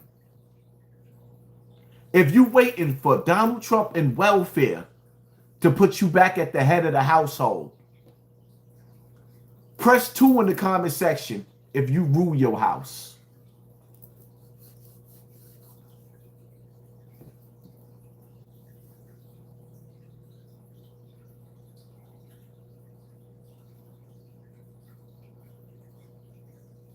Because you niggas that got a woman ruling your house and you supposed to be the man of the house, there's no room for you on this channel. You need to get out of here. I don't like niggas like you. You know, back in the days when I was selling dogs, right? Puppies. Niggas used to come see me and tell me, you know, I like the dog. I really, really like it. But I got to call my wife. I hate niggas like you. Off my channel. I don't cater to niggas like that. I don't cater to niggas like that. You celebrating women being taken off of welfare because they in between jobs, because the truth of the matter is this population don't have enough jobs for everybody in the population. There's not. People in the inner cities are piled on top of each other. But again, let me play him. Because y'all sit up there, no, he's right. He's right at what? He's right for degrading black women? I don't know if you know what you're looking at right now. What's happening in America right now. It's the fall of the African American hood rat. We're witnessing it. Show me a Puerto Rican man saying that about his Latino wife. Show me a Dominican man.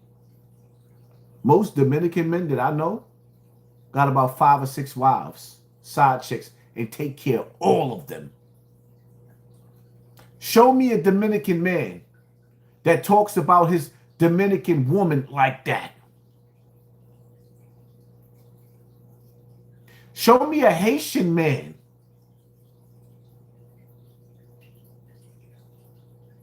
that feel like that about his Haitian woman.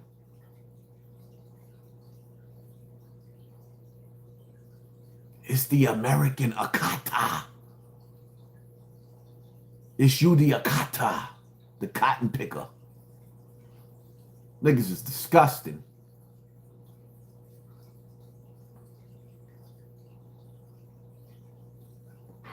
I don't know if you know what you're looking at right now. What's happening in America right now. It's the fall of the African American hood rat. And he sound happy. We're witnessing it. The fall of the Section 8 queen, the fall of the food stamp queen, the fall of the welfare queen. I spoke on this months ago, in the 8 days after the inauguration, on who President Trump was coming for and what he was doing it for. This for us, kings. This for us, black men. They putting the black man back at the head of the household. If you can stand under the pressure of manhood, he's giving us our families back. Many of us, it's a wash. But for the generations coming after us, he's putting the man back in his rightful place as head of the household. I told you, and now we're here. The fall of the African American hood rat is upon us. We made it. This nigga sound like free at last. Free at last. Thank God Almighty, I'm free at last. Like, damn, my nigga. You hate black women that much?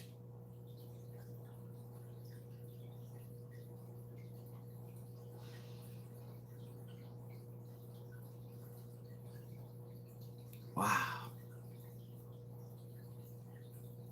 Wow.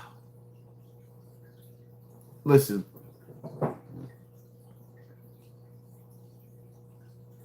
I'm a different type of nigga, right? I get it. The women in your life didn't want you. I get it. But see, me, I'm a different type of dude because I don't go after no female that don't want me. If you don't want me, I don't want you neither. Because I'm smart enough to know that there's going to be a female out there, she going to want highs. Like when let me tell you something, man. There's females out there, like the chick I was just finished beefing with on Instagram, don't know her from a hole in the wall, and she decided that she wanted to take shots at my hair.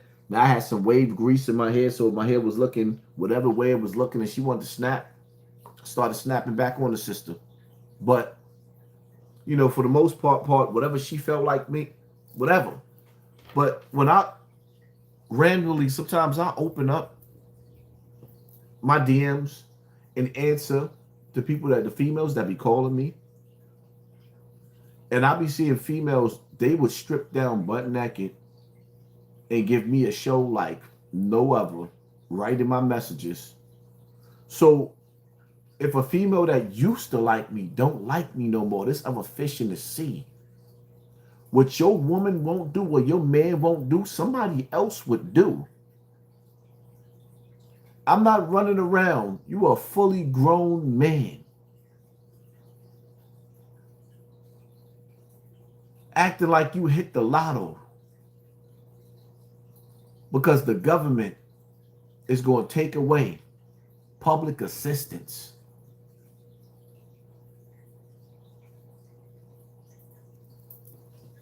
I don't really understand that mentality because my wife gets the bag. If I fall off my feet right now, I know I'm still good.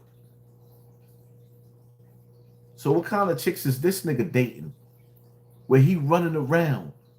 If you got a wife at home right now, how you celebrating because a female about to lose her Section 8 and her welfare? Let me ask you niggas something right now, the niggas that's watching me, you niggas from the hood, from Webster, from Wash, from Bronx River, from Salview, from Castle Hill, niggas from Brownsville, 40 projects, especially New York. How many niggas that's watching me right now moved out of their mother's house and with their baby mother that had Section 8 or welfare? Your first apartment was with your baby mother.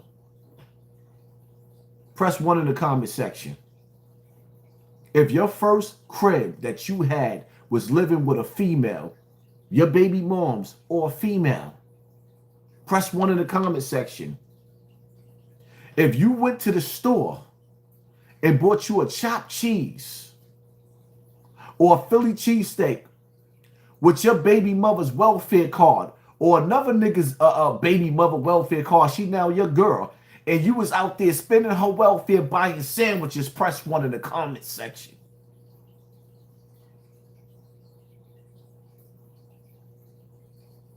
I done had some of the best coochie, some of the best kitty cat in public housing on Section 8, that tenement building ass, on welfare. Those were some of the best days of a nigga life. See, the thing about it is that A lot of the women that had those programs elevated and gave men a stepping stone to become a man, because that welfare was a crutch for certain men that had women that was their backbone. So now all of a sudden, black women on welfare have become the enemy of the state. Black children in the black community have become the enemy to the feds, to the district attorney, to the CIA, to the military. Black children all across the ghetto of America have become the face of crime. My question to you, the black man, where are you? Scooby-Dooby-Doo, where are you? Where are you? Hello? While your women are struggling on welfare, where are you, black man? You the king, right? You the king of Zamunda, right? Where are you while your women are struggling? Where are you while your children are getting aired out in the street? Where you at? Baby, where you at? Where you at? Hello? A king is a ruler. In order to call yourself a king, you have to rule. You niggas can't even control your household. And if you can't control your household, you don't deserve one, my nigga. See, it's simple. If I'm dealing with a female and she's not my groupie, I might give her some time. Because I done burnt bridges, done cheated. I should have cheated. I should have went out to the club. Appreciate you, Haas. Keep talking, bro. Thank you, family. See, sometimes us men, we mess up because we cheat.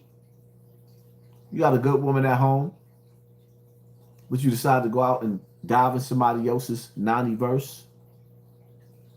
But when a woman showed me that she ain't my cheerleader, I throw her in the garbage and go get another one. Because there's no better feeling than that wet that God gave them women.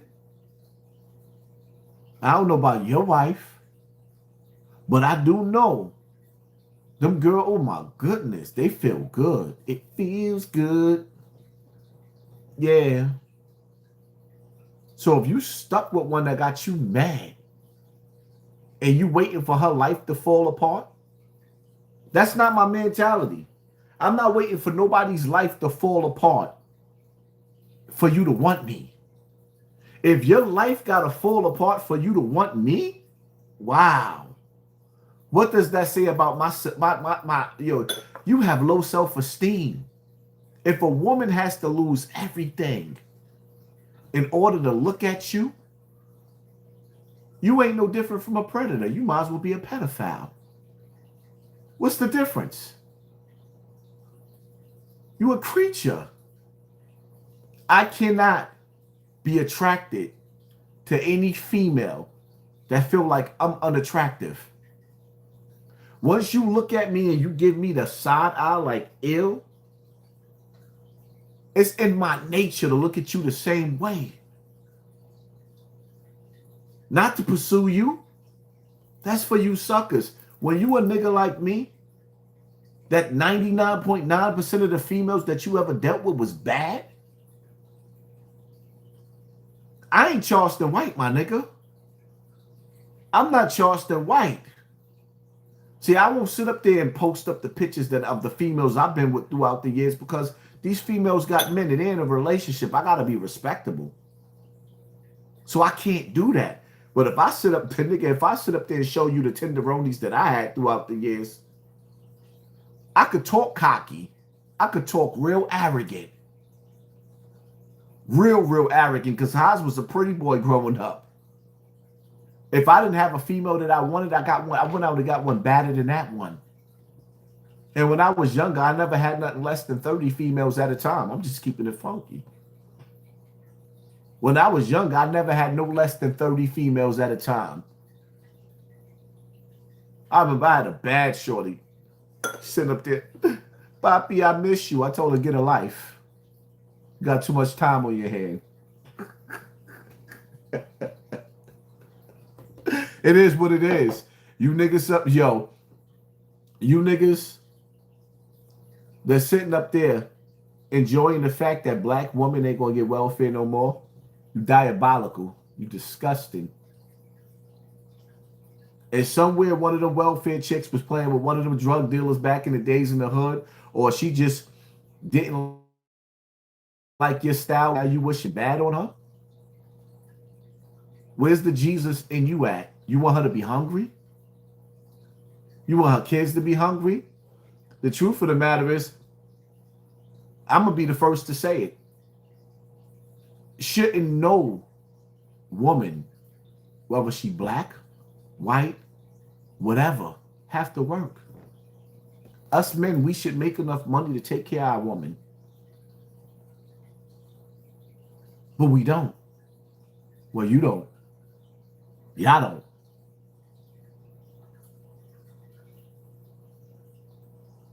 Life is what you make it.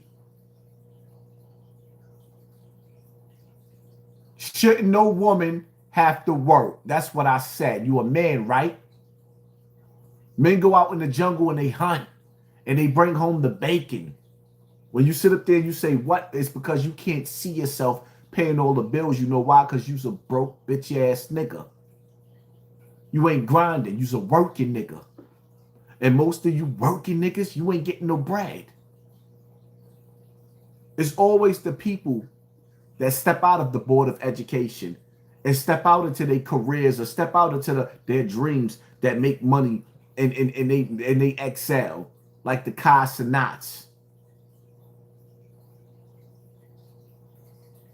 Don't get mad because there's niggas out there that live like kings because they chase their dreams instead of the board of education. All you niggas that chase the board of education, you want a budget. 50,000, 60,000 a year. What am I going to do with 60,000 a year? What am I going to do with that? You can't even get what you want to get out of the supermarket with that. You making $60,000, $70,000 a year. You can't even apply for apartments most of the time in New York. That's why you niggas hating these females on welfare. Because y'all can barely even get an apartment.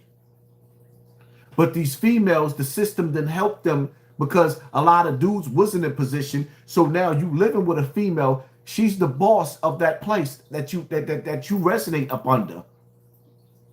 And when she got tired of you, she put your punk ass out. Now you got niggas sitting up there praising death to the hood rat. Why are you even worried about the hood rat?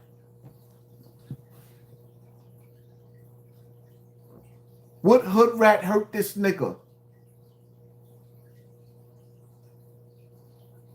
When you calling for the downfall of a woman and you a black man, you the ultimate sucker.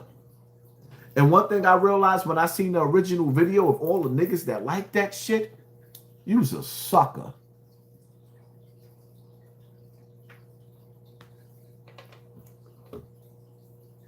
That's just the world we living in, right?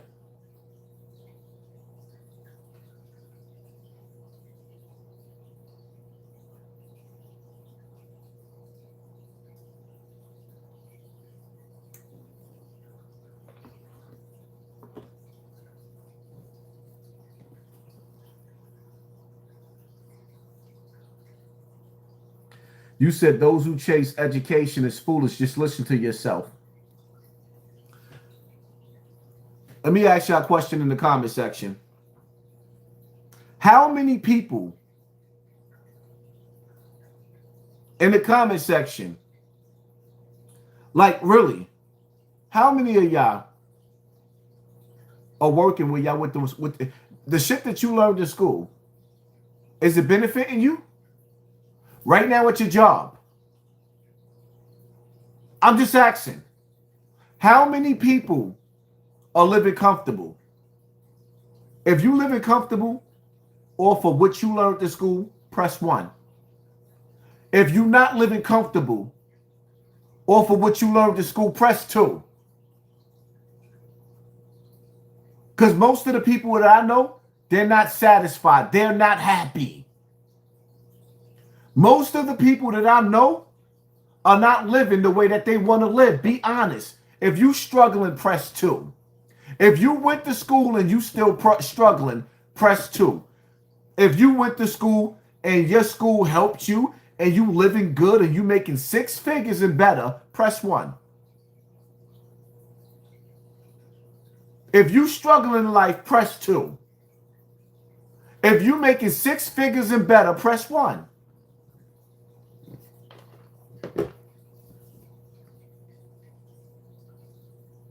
So don't ask me a dumbass question and then you put in a question mark, because there you have it.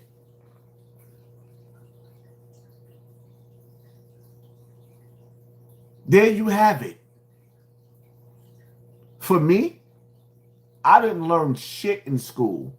Nothing. Absolutely nothing. You know why? Because when I was sitting there in school, the whole time I was sitting in school, I was just trying to figure out what the hell was my father.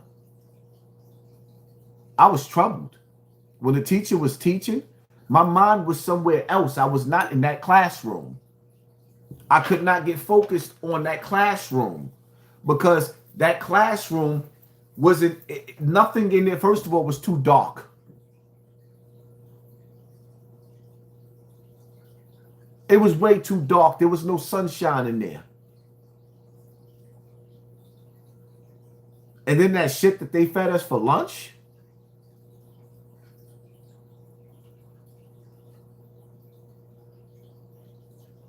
I don't know. We're not all the same, though. We all don't see through the same eyes.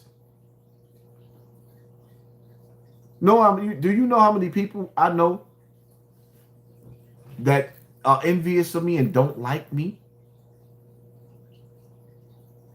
Because they felt like I wasn't going to amount to be shit because I was the shooter, airing the block out, going to jail for murder cases, coming back home. Niggas didn't think I was going to amount to be shit. And now, all throughout the world, I'm a household name. Niggas is playing with these numbers. I guarantee you, there's way more people watching than what they showing. Even yet, in my little YouTube career, I done surpassed over 1 billion streams on YouTube. Y'all don't see that no more because I had to take all my videos down to get my monetization.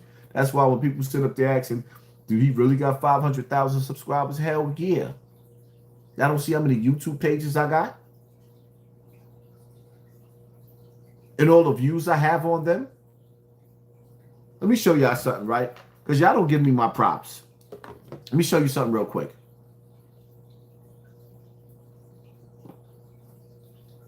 Where this sucker nigga ass at?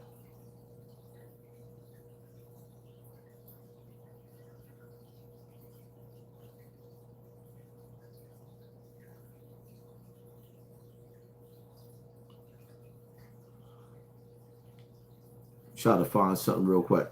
All right, this is Wack 100 YouTube page, right? Wack 100, I'm going to give you a prime example. Well, you niggas got to give me my props. Wack 100 has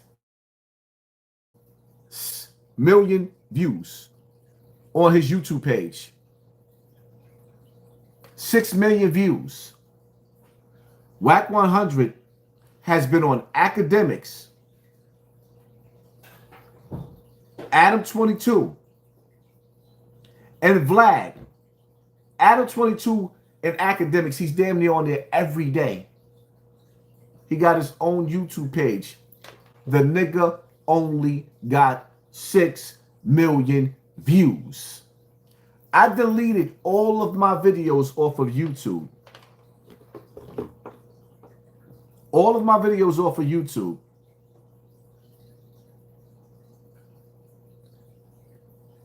Wack 100 has made it clear to everybody on the internet that they personally shadow banned my YouTube page, which I can see. In today's time, after deleting all my videos off of this one page right here, I have 35 million views.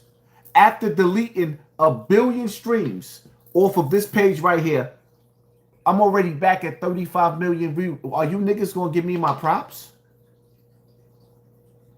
Oh no, wait. It gets even better. Some of y'all seen Zip with the Drip did an interview with Math Hoffa, right? If y'all seen that interview, press 1.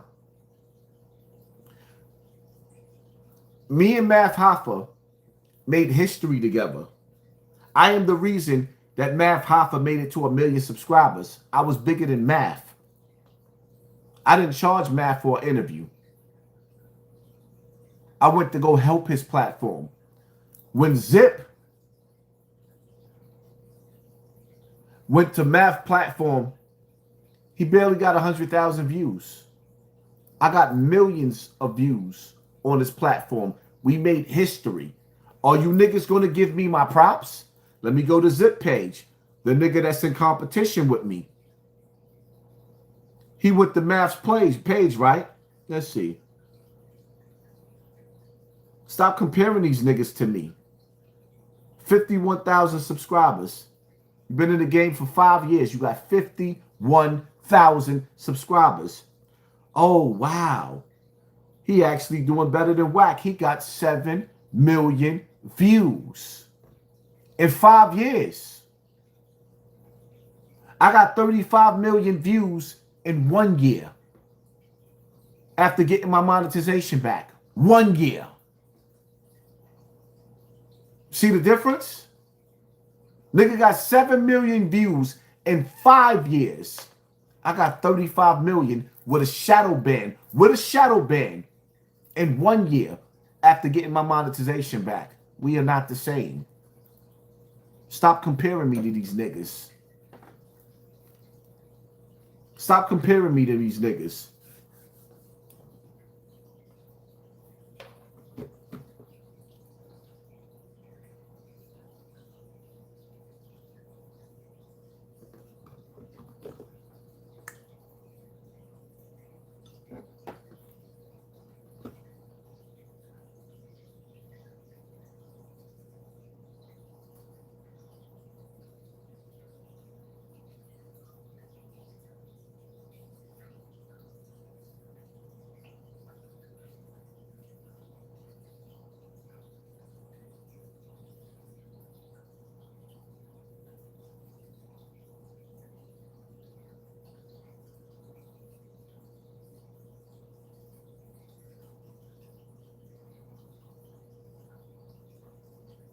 Are we free to go? Are we free to go? Are we free to go? Are we free to go? Are we free to go? Are we free to go? Are we free to go? Are we free to go? Are we free to go? Hold on. Y'all see this sign? Are we free to go? Are we free to go? Are we free to go? Are we free to go? Are we free to go? Are we free to go? Are we free to go? Are we free to go? Are we free to go? I live here. Are we free to go? Are we free to go, man? You telling me I can go there? I don't gotta go. I can sit my ass right here because I live here. Are we free to go? It's an intimidation, man. Are we free to go, man? That's an intimidation, man. You can't do that, man. Friday community thing. Can't do that, man. We don't have our intimidation, man. You can't do that, motherfuckers. You get what I'm saying? Everyone's free to go. All right, then. All right, thank you, man. Y'all have a nice day, man. You free to go, man.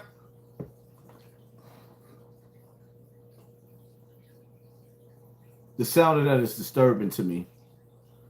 When you got black kids asking white colonizers, are we free to go? I thought they was in America getting the border jumpers out of here. But somehow you got to increase force of military coming behind your children. What are y'all going to learn?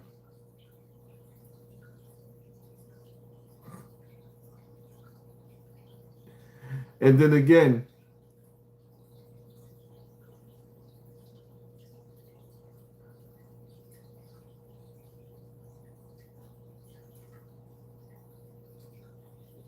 there's so much that we're not ready for.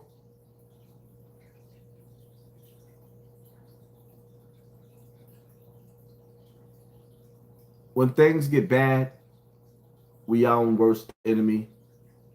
When things get good, we our own worst enemy.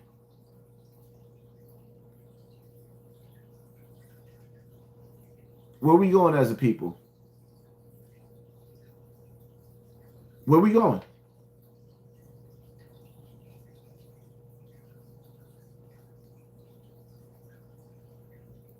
Paul Burks on report for After Community Defense Duty. I need my people to exit the old well culture and enter self-defense culture. Again, I need my people to exit old well culture and enter self-defense culture. Let me break it down, right?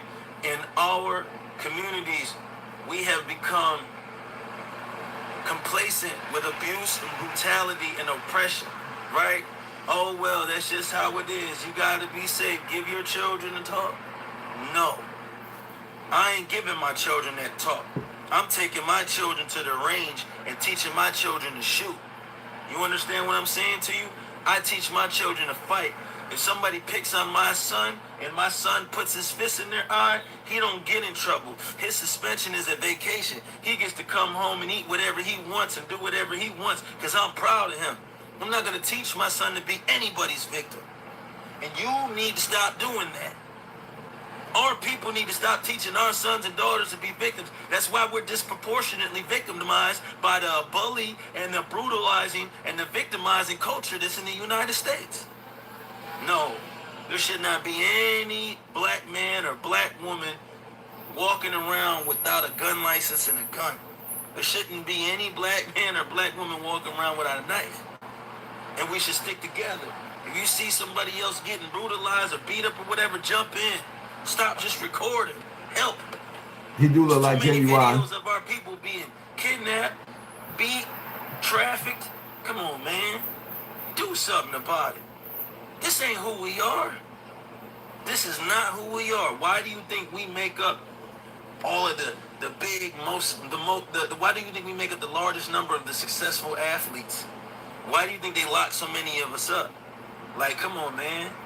Like, think about it, man. We are the best musicians. We're the best athletes. We're the best soldiers. You know what I'm saying? In the street and in the military. We don't need to be taking nothing from nobody. We need to be, and I'm going to tell you this. In your city, I know right now in almost every city in the United States, there's all these different martial arts institutes that give you free days, right? Start taking advantage of those free days and learn everything that you can. Get on YouTube and find free martial arts classes and then invite people to your house from your community and start taking martial arts classes together. Learn to defend yourself so that you don't have to continue being victims. You know what I'm saying? If you don't take responsibility for yourself and protecting yourself, you're going to continue to be a victim. I'm going to tell you what Huey Newton said it, and I'm going to get off. Anybody who is unarmed is either a slave or is waiting to be one. All power to the people.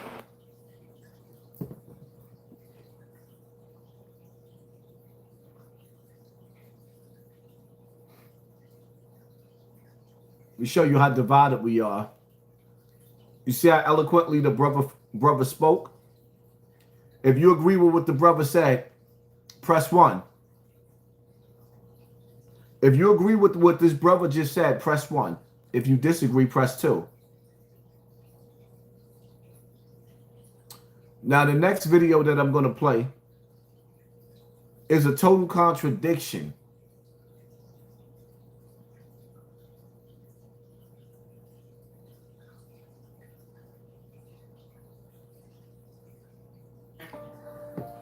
I know what you're trying to do. And I love it. And I respect you, sir. But you know what I want to tell you? Let them be, sir. Let them bury their kids every single day. Because that's what they want.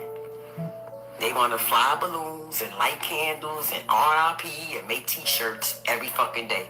Let them be. Just let them be.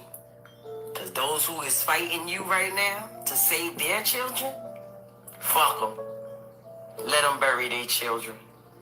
Let Ray Ray and Craig and Pookie and Jose and Julio and Ethan and Brad, let them run that motherfucker. Let them. Because see, those motherfuckers don't love them. They there to take, steal, rob, destroy, vandalize, and unalive their babies. And they know it. They know it. But they love them more than they love their fucking children. So, Mr. President, fuck them. And I said it. Fuck them. Let them go fly balloons every day. They're accustomed to that. They love the criminals more than they love their freaking kids. And these black leaders they listening to, they don't even know. They don't even know. They hate black people more than the fuck a white man ever did on this land. They don't know that. Because these black people that's in Democrat Party is not American. They're not us. They hate us more than the fucking white man. So, let them go ahead.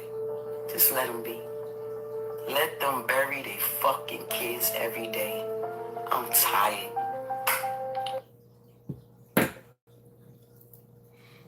Now, we just seen the black man versus the black woman. And for me, like, I don't care what nobody say. I'm always home. Things I miss at home. I'm always home with my kids. And I can sit up there and say, I got teenage daughters in my house right now that graduated from high school, that's in college. One going to work, other one going to college, taking classes on the internet. I got two of them in this house right now. They home. All of my kids is in the bed. Remember those commercials? It's 10 o'clock. Do you know where your children is? I know where my children is. So this hurt woman who's sitting up there saying, F the kids, I can't relate to that. Because my kids have friends. And they got friends that's good friends. And I'm not going to give up on the bad kids. Like people gave up on me. My 5th grade teacher told me that when I turned 18, I was going to go to jail. When I turned 18, that's why niggas be talking about, oh, you was running out here with Bam. Nigga, at 18 years old, I was in jail for murder. Attempted murders. I had murder cases and attempted murder cases at the same time. 1994. I turned 18 September 3rd. September 5th and September 6th, I was on a run. September 5th, Max got shot. I'm on a run. September 6th, the murder happened in Boston Secor. I'm on a run.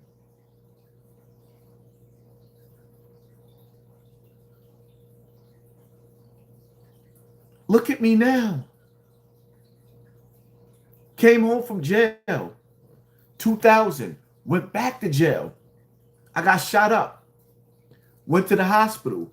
They handcuffed me to the hospital bed and charged me with shooting 3 people.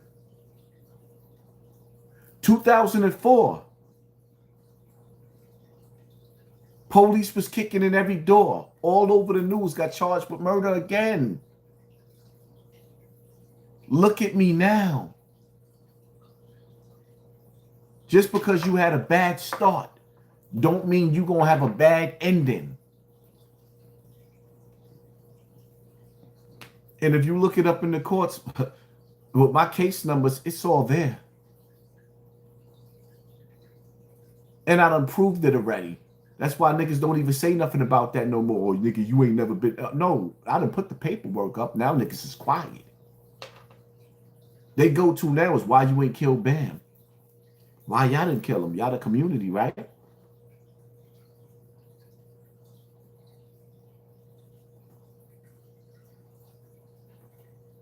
I'm not here to take a life. I'm here to save a life. But if you put your hands on me, I'm going to show you how nasty I am with that knife. You put your hands on me, I'm going to show you I got metal too. That's a knife, Your Honor.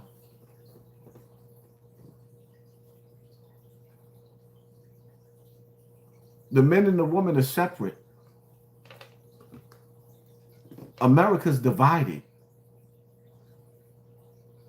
Too many people out here have an opinion, but it's not an educated one. If America and Americans, if we are Christ-like, Jesus never turned his back on the poor. I can't understand how I'm seeing niggas that's criminals. I would never be able to understand how niggas that came to jail, you went to jail, you've been to jail before, how you've been to jail and you wishing alligator Alcatraz on anybody Latino, Jamaican, Honduras, Haitian. How?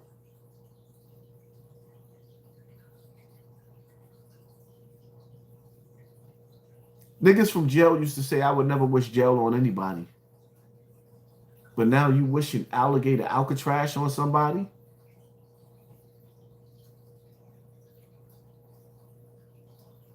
I want y'all to understand something, right? Jobs are being eliminated.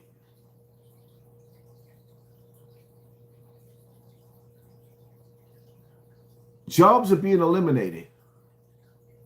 Most people are 1 or 2 paychecks away from being homeless.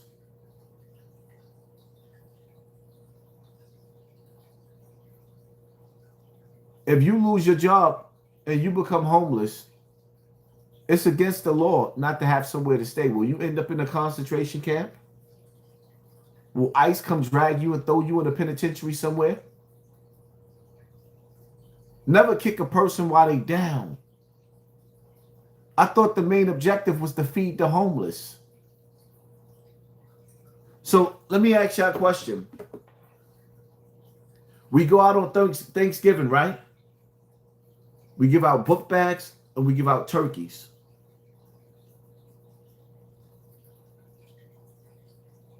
Because we do this in the name of God, right? And we do this to become like Christ-like, right? Some of you pray in the name of Jesus. This is what Jesus did. So now, this is what we do. We feed the homeless. But when the government takes our taxes, and instead of, well, because they still buying missiles too. They still bombing other countries too. Now you praying that they stop feeding the homeless of America, but you not asking them to stop feeding the homeless. No, they're not even homeless over there. The people overseas are not homeless in Israel. They live good. Can we live like them too? I don't care if somebody's getting welfare. Because I can't control where my tax money is going. But if I got to say so, yeah. Definitely take care of the American people because there's not enough of jobs out there.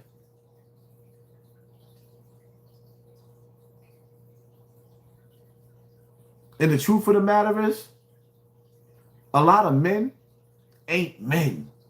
You can say whatever you want to say about me, but I take care of my family. You can say whatever you want to say about me, But I take care of my family. No, I ain't acting like I'm perfect. I done did some of the same foul shit you niggas done did. I done did worse than what you niggas done did. But there's no place like home.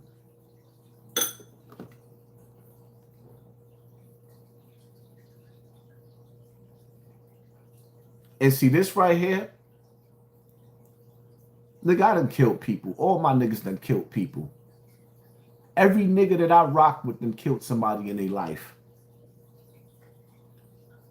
But I can't do this without breaking down.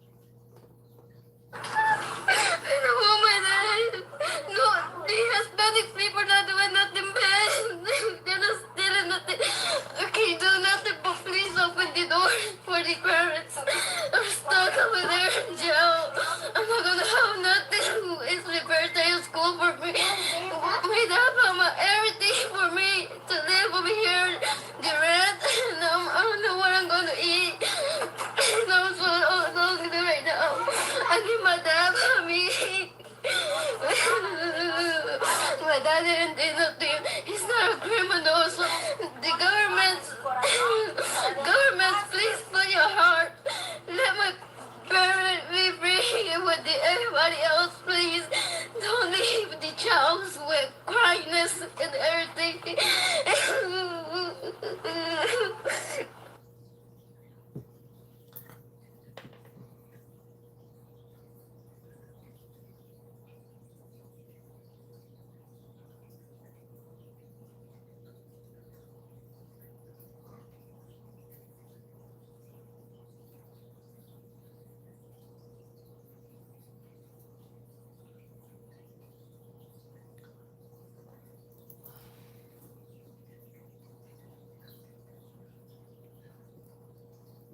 The military is in New York now.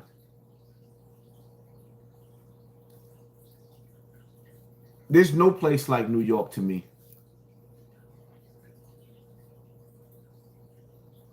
New York is a melting pot. We have everything. I've grown up going to school, being on the block, the bodegas.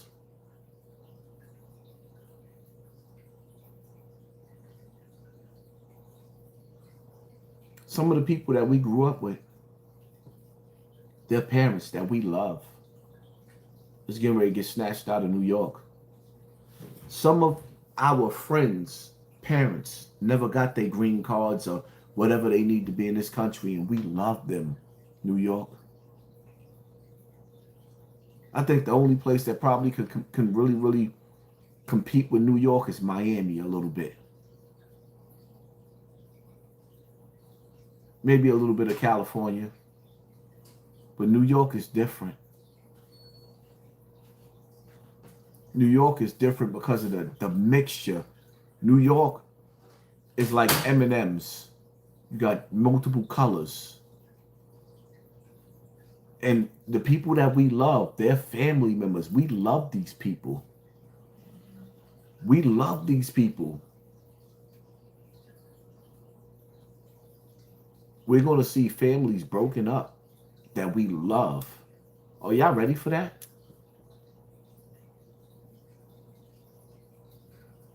I love my neighbors. Do you? Oh, I love my neighbors. Really love my neighbors. Some of my neighbors, I miss them. Because most of us, we done moved in different locations and went in separate places. But I love my neighbors. I don't know about y'all. I don't know about the way y'all grew up. But New York was different, especially living in the projects. Living in them tenement buildings was different. Living in the projects is different. We was connected.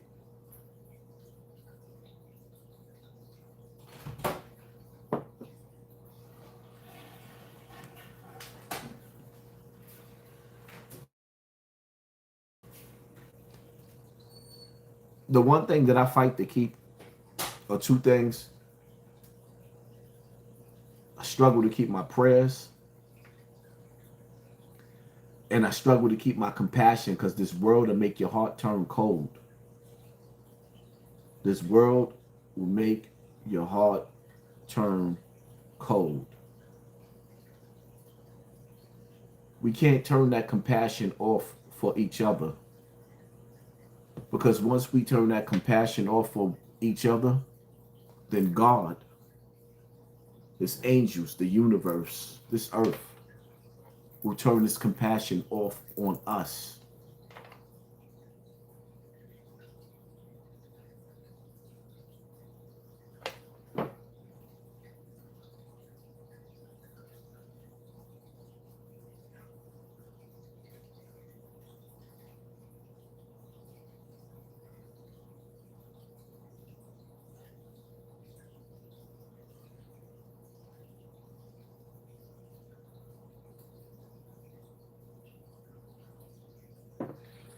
Hi everyone, this is Dr. Sherry Tenpenny, and I want to do a quick update about a document that got passed by the United Nations this weekend called the Pact of the Future document.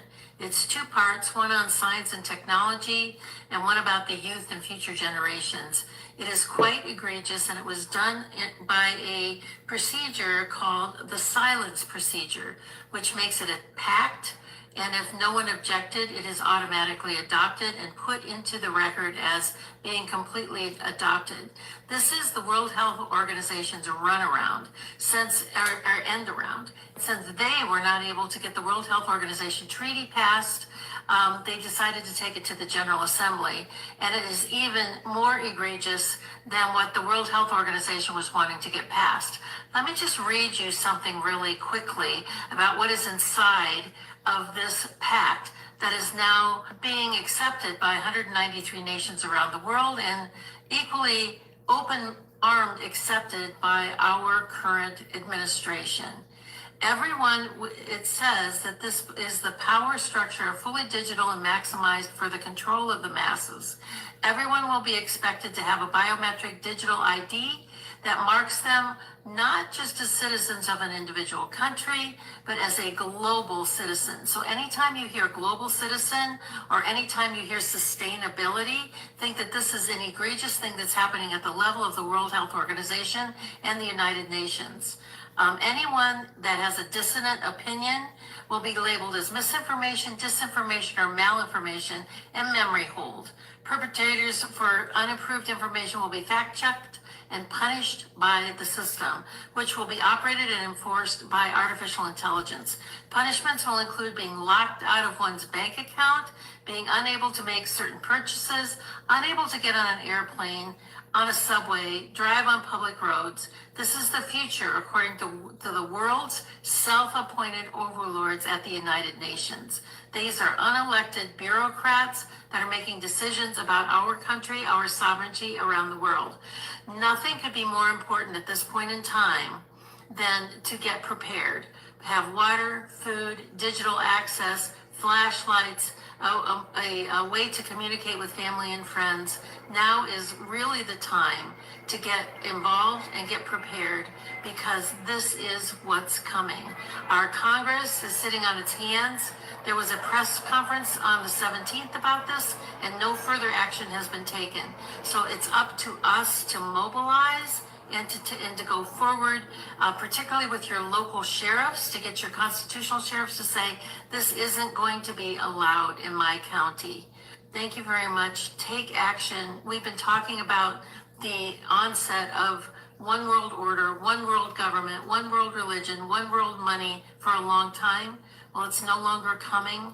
It's here. Hit him in the head with the headshot.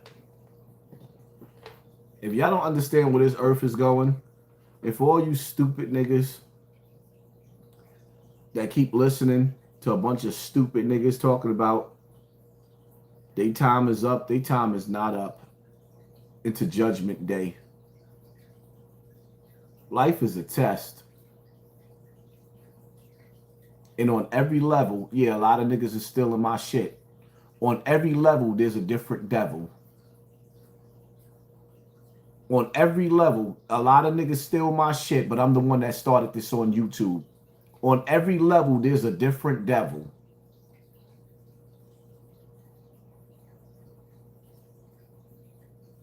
And it's like when you play a video game. You ever notice when you beat the first board, then you get to the second board, and the third board is harder, and the fourth board is harder? Yeah, life is like a video game. The only thing about it is, a lot of the times you don't get no do-overs. Sometimes you might get a second chance, but the season of mercy, it runs out. But all we can do is pray and work and fast.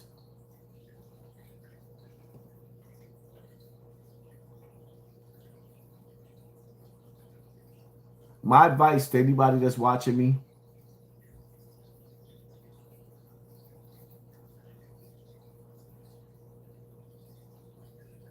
be careful of the decisions that you make in life and on social media.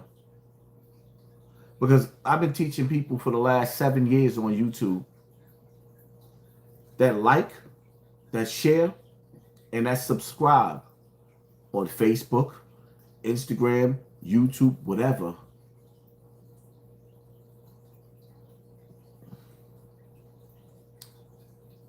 How they say? He's making his list. He's checking it twice. You better find out who's naughty or nice. Santa Claus is coming to town. Santa Claus, yeah. Satan's Claus. Your book of deeds on the internet is being recorded. And when this new system comes in, see, this is what y'all don't understand. Social media was an experiment to see who can enter the smart cities in this new world order. Social media was used as an experiment to see what your thought process was and what category you fall into and whether you was going to make it into the new world or not. Everything that we've been going through in these last few years has been a test, especially since social media started.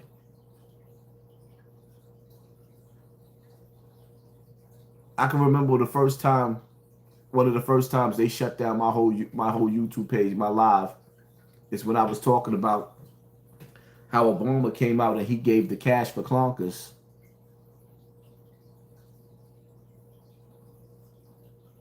You know why Obama was giving people top dollars to get rid of the older cars? Because the older cars wouldn't have been affected by EMP. The older cars wouldn't have been affected by an EMP. The older cars, you can't just log in from a computer and shut them cars down. But these newer cars, these newer versions, well, it is what it is. Like, share, subscribe.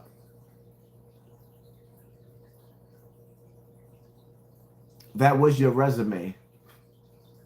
That was your application for the new world. You just didn't realize it. How that song go? It's too late to apologize. You can't apologize now. Nah, it's too late. You already showed them where you are. But just in case there's a glitch in the matrix, you might want to scrub clean your social media pages and stay away from politics. What did 50 Cent say? He stays away from politics and religion. Now, religion is something you can't stay away from. Because if you turn your back on God, God is going to turn his back on you, my nigga.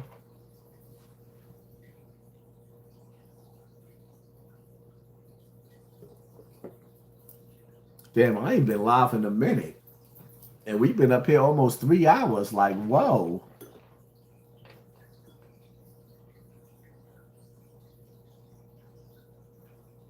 I'm going to be honest with y'all. It'd be hard for me to make videos now because I got to pick a side.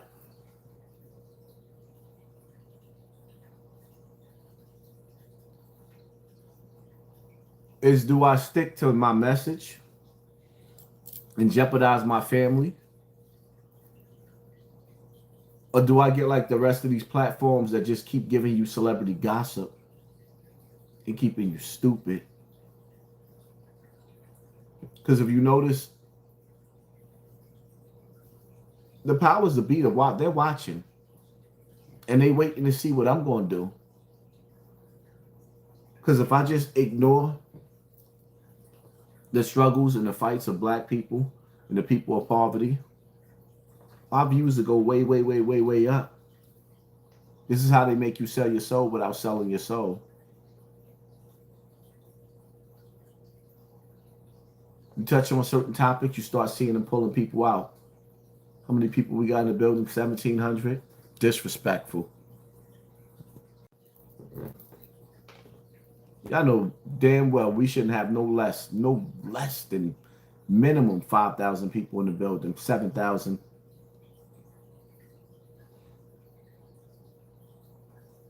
But there's a price that comes with being a voice of your people.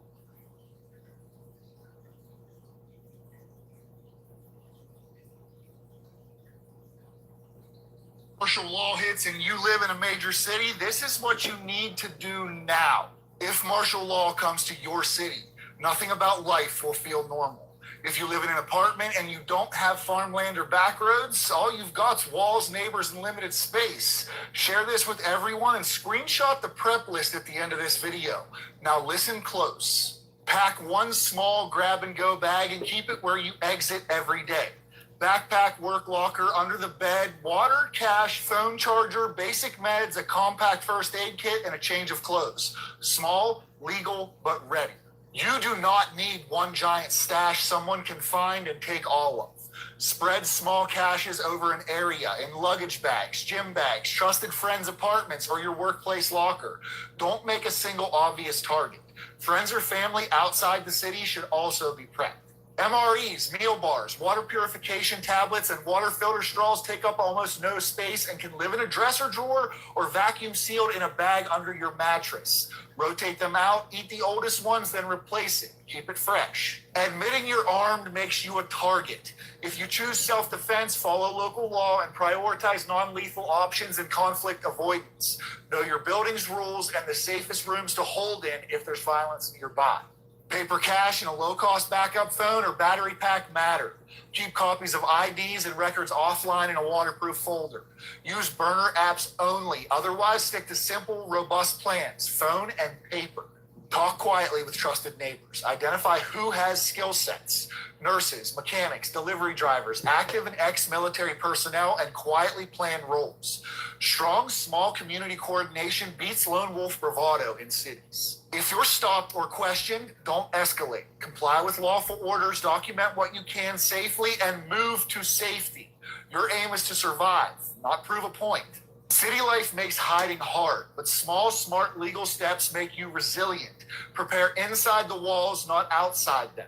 Here is your prep list. Make sure you screenshot and get it done this weekend. Let me know your thoughts in the comments and make sure you follow for more. Now to the person that I seen quickly say that, oh, this video is so stupid. No, your mother is stupid for not raising you. If there's a food shortage coming, and we on a break already of martial law, and military is going already through the country because people are about to find out that they're not getting food stamps anymore. And this man is telling you the doomsday prep. What's so stupid about it? Is he stupid or are you stupid? No, your mama's stupid. Mama, your mother. Mama. Part you don't understand. Every conversation right now is about food stamps. And he's telling you the doomsday prep. And you calling him stupid. Are you dumb? Content creators, it is okay if you can't relate to certain things. I completely understand that, but you must respect it. As someone who was on food stamps not too long ago, and it was the only money I had to feed my children, if I was to wake up and get a message in the app or online or wherever that said your next month's benefits may not be deposited, I would be destroyed. I would feel afraid. I would be worried. So when you get up here and you say things out your mouth like, oh, y'all need to just get jobs, you don't know people's situations. I was in a space where I couldn't get a job. I had no money to afford daycare. I had nobody to even pick my kids up from school. So how could I have gotten a job? So at that point in life, I really needed those food stamps. I come up here to tell you this. You feeling afraid is very valid, but don't let these people play in your face. This is the time to build community. It's bad enough us brown and black people, they already feel like that's something that we lack. This is the time to come together. If you live in a project, I want everybody on every floor to open up your doors. Knock on the next door neighbor door. You got bread, you got rice, you got chicken, you got this. Our little bit together makes a lot. Let them not give you no food stamps next month. I want y'all to put a table in a hallway. I want you to sit out rice, you to sit out bread, you to sit out chicken. Let the kids and the elderlies eat first, but we will not go hungry. And to the people that's getting on this internet, telling these people, we gonna riot, we gonna steal, we gonna do this. That's what they want you to do. That's how they want you to act. They want you to get out here and act like an animal so they can treat you like one.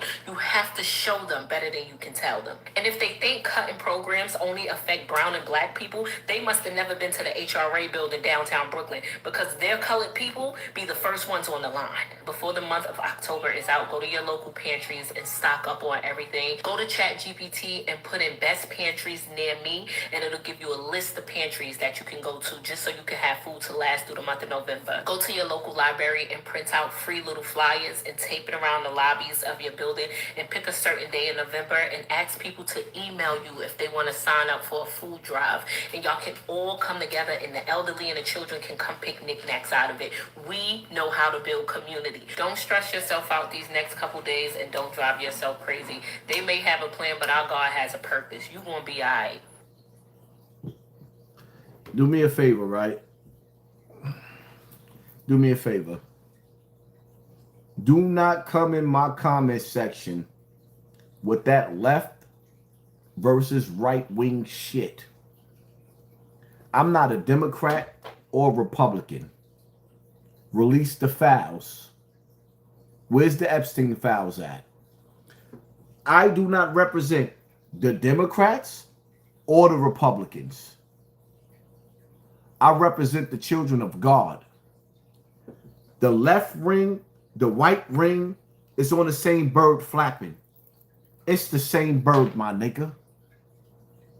It's the same bird. I don't have time for good cop, bad cop antics. I don't have time for that.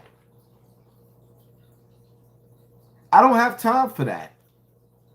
So, all you white people that want to beef with other white people because y'all disagreeing with each other, I'm not part of neither one of y'all camps. Absolutely not. Release the Epstein files. Shut up. It's just that simple. Don't put me in no category, because the reality of it is, the president of America is Israel, not Trump.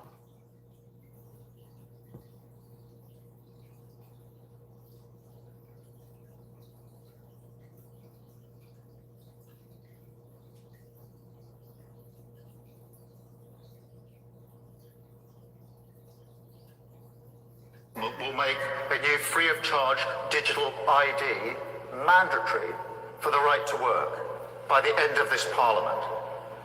Let me spell that out. You will not be able to work in the United Kingdom if you do not have digital ID. It's as simple as that. Folks, digital IDs in and of themselves is probably not that big of a deal. What people don't realize is the government's been issuing our IDs since the beginning. So our driver's license, our passport, our social security numbers. So what's this big deal about digital all in one place, all connected? There's what's wrong with it. It's all in one place and it's all connected. So they lure you with convenience when in reality, now it's control. Pay attention to what's going on right now. Because if I lose my driver's license, I can still access my bank account. I can still buy groceries. I can still use my credit cards. If I lose my checkbook or my banking information, I can still drive. I can still go buy groceries. I can still do things. But when you consolidate all of that under one digital ID, now they can press one button and bam, you're locked down. You can't travel. You can't buy gas. You can't have power at your house. You can't vote. You can't do anything unless they allow you to do it. And one button, boom, shuts you down out of society. And that, folks, would alarm me. Why? Well, because I don't know if you guys have ever read something called the Bible, but there's a prophecy about 2,000 years old that has been warning us that in end times, they're going to have a mark that we all have to accept in order to participate in society, in order to buy food and sell goods and services, like in order to work, okay? When they say in order to sell, that's work, okay? Commerce is work. You aren't allowed to work without this ID? It's ridiculous. My God, man, how dumb do you have to be? Wake up. There's coffee on the kettle, folks. Get yourself a cup of coffee, wake up, and let's join the party.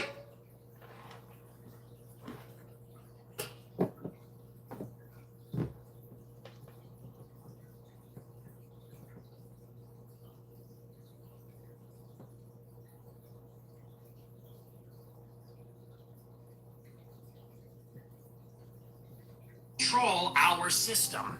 By design. It's a feature, not a bug. When you think the American president can't confront Israel because he doesn't want to alienate the powerful Jewish billionaires in America, you think, oh, that's a sticky wicket. No, they made it that way. They have us in a chokehold here. The American president cannot go against Israel. Why? Because if he does, the Republican Jewish Coalition, AIPAC, the ADL, the North American Jewish Federation, the Organization of Major American Jewish Organizations, it's all going to come down on that president. Wall Street, BlackRock, Hollywood, LA, mainstream media, it's all coming down on the president and its party. That's exactly what happened to Biden. You know what happened to the last president that tried to restrain Israel? Biden was unwilling to support their war, and look at what they did to him. They traded him out for Trump. That's exactly what happened. The other reason that we can do nothing is because Israel itself has a nuclear arsenal. So if Israel ever felt that it was in peril or imperiled by the United States, they would use their nuclear weapons on us and on the Middle East. It's nuclear blackmail. They are blackmailing the entire world with nuclear weapons. If they were ever under threat of being destroyed, they would nuke the country attacking them. If they did that, they know the whole world would condemn them. So what would they do then? They would nuke every other nuclear country. Who's going to trigger the nuclear war? Israel. That's the Samson option. This is a problem many decades in the making. And at some point, America's going to have to confront it. We have a Jewish problem. This country has nuclear weapons, and they control our system. They have infiltrated our system. They're billionaires. They're intelligence. They have infiltrated our system, our political system completely. And if we ever started to reverse that, they would use assassinations, targeted violence, divide and conquer. And in the end, if we survived all that, they got nuclear bombs. That's the reality. That is the security reality of planet Earth right now. Nobody wants to admit it, but that's what's going on.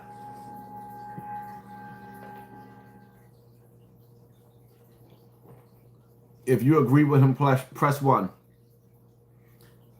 As much as I don't like him, if you agree with him, press 1.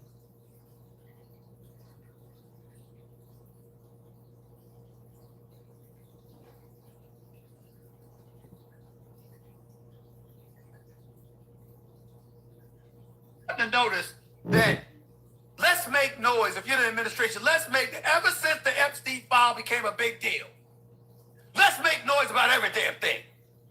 Is it an evasive tactic? Is it a distractionary measure? I don't know. I don't like talking about it. I ain't about to talk about it. But I don't appreciate reading this story about how the Super Bowl may basically be infiltrated. How the hell are we supposed to, how is America supposed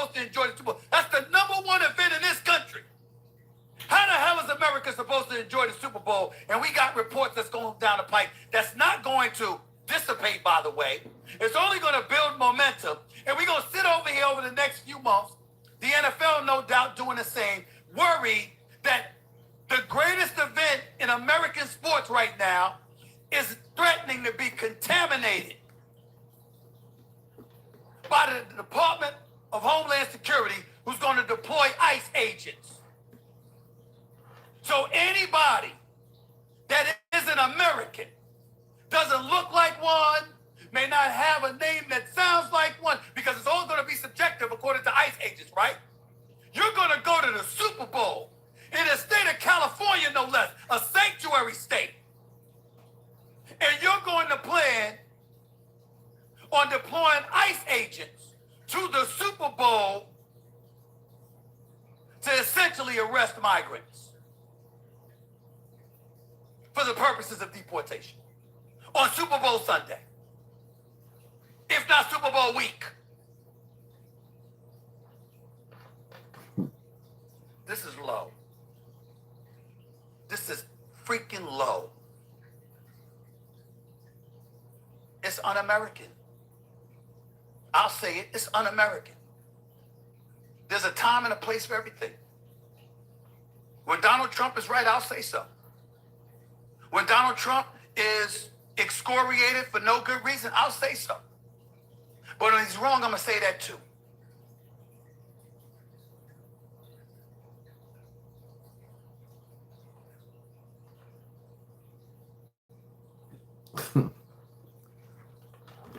Nigga about to send the goddamn ICE to the Super Bowl. That ain't funny. I'm laughing. Listen, I'm sorry. I'm not supposed to be laughing, but the nigga about to send ICE to the Super Bowl. This is the world we're living in. Trump is about to send ICE to the Super Bowl.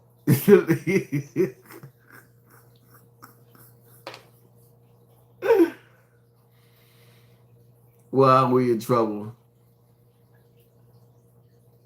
Okay, something major is happening, guys, and it looks like the United States is getting ready to head into a major war. Let's go through all of the reasons why I think this. Remember, a couple of weeks ago, Donald Trump said he was changing the name of the Department of Defense to the Department of War because we have to show strength, and they did that. Then the United States is attacking boats in Venezuela, out in international water, civilian boats. Nothing happened to him. He just continued to do it. No pushback from Congress. Now he moves forward.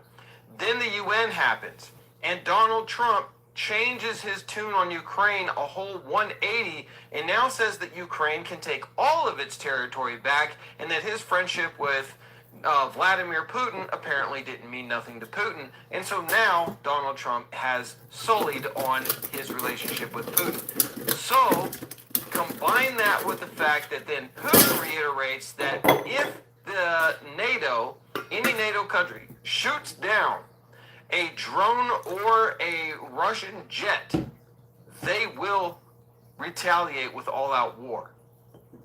Now last night happens where Russian bombers invade U.S. airspace north of Alaska, triggering a response by the United States Air Force, sending up several fighter jets to shoo these intruders away from our airspace.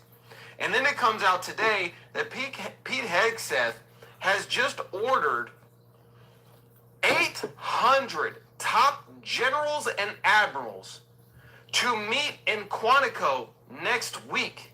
This is unprecedented. It's on extraordinarily short notice, and to have that many of your top generals and admirals all in one place is something you just never see. Why would this happen? We have no intel as to what this meeting's supposed to be about, what they're going to be talking about, what is the purpose of it. The generals themselves apparently don't even know. They just know that they've been summoned by their chief and they have to show up. So I don't know about you, but this is very scary times that we are living in. Remember Donald Trump made the statement as, well, all I have to do is get into a war and I can cancel the election. Is that his end goal here? Does he want to stay president for life and go ahead and start a major war? I don't know. But it's going to be absolutely disastrous for our economy, our treasure, our blood, everything here in the United States. Stay strong, spread this for more. Follow us over on our Substack. Link is in the bio. We'll continue to cover it over there as well. Listen, people,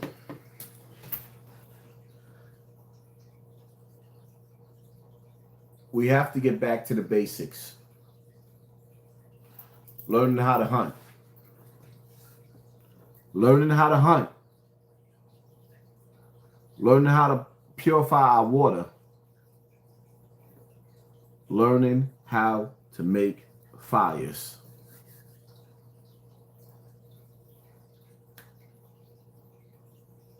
Learning when to get away from the big cities.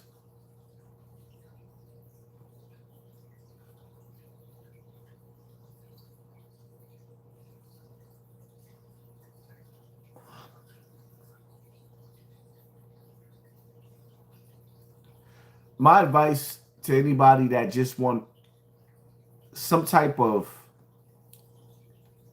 blueprint of where we might be going, you could take out the fiction parts of the zombies, even though zombies might be real. Go watch The Walking Dead all over again. On your free time, just watch it. One thing I loved about The Walking Dead is that it showed you how the world was turned upside down and you had to go back to the basics all over again.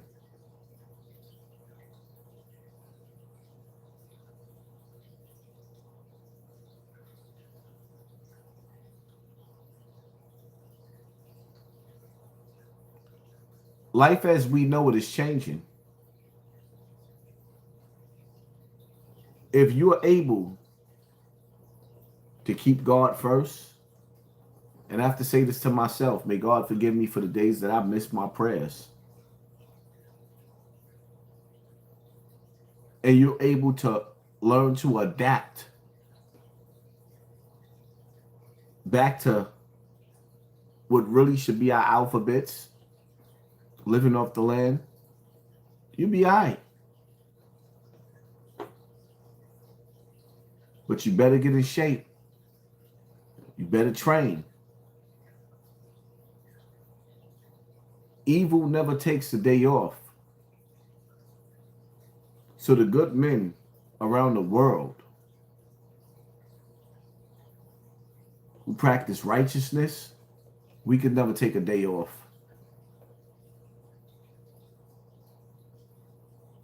Remember, evil works around the clock. It never sleeps. We sleep.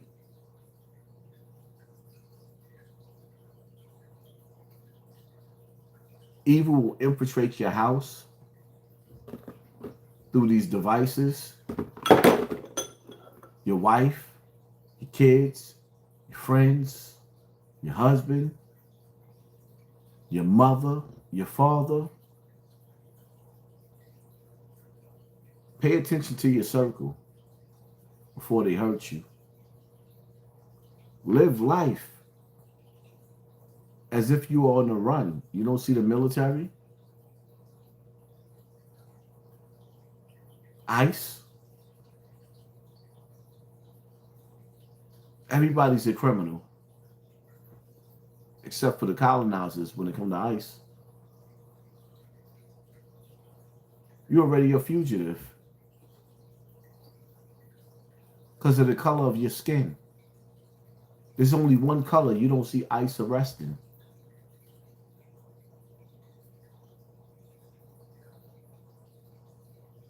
Stay tuned, y'all.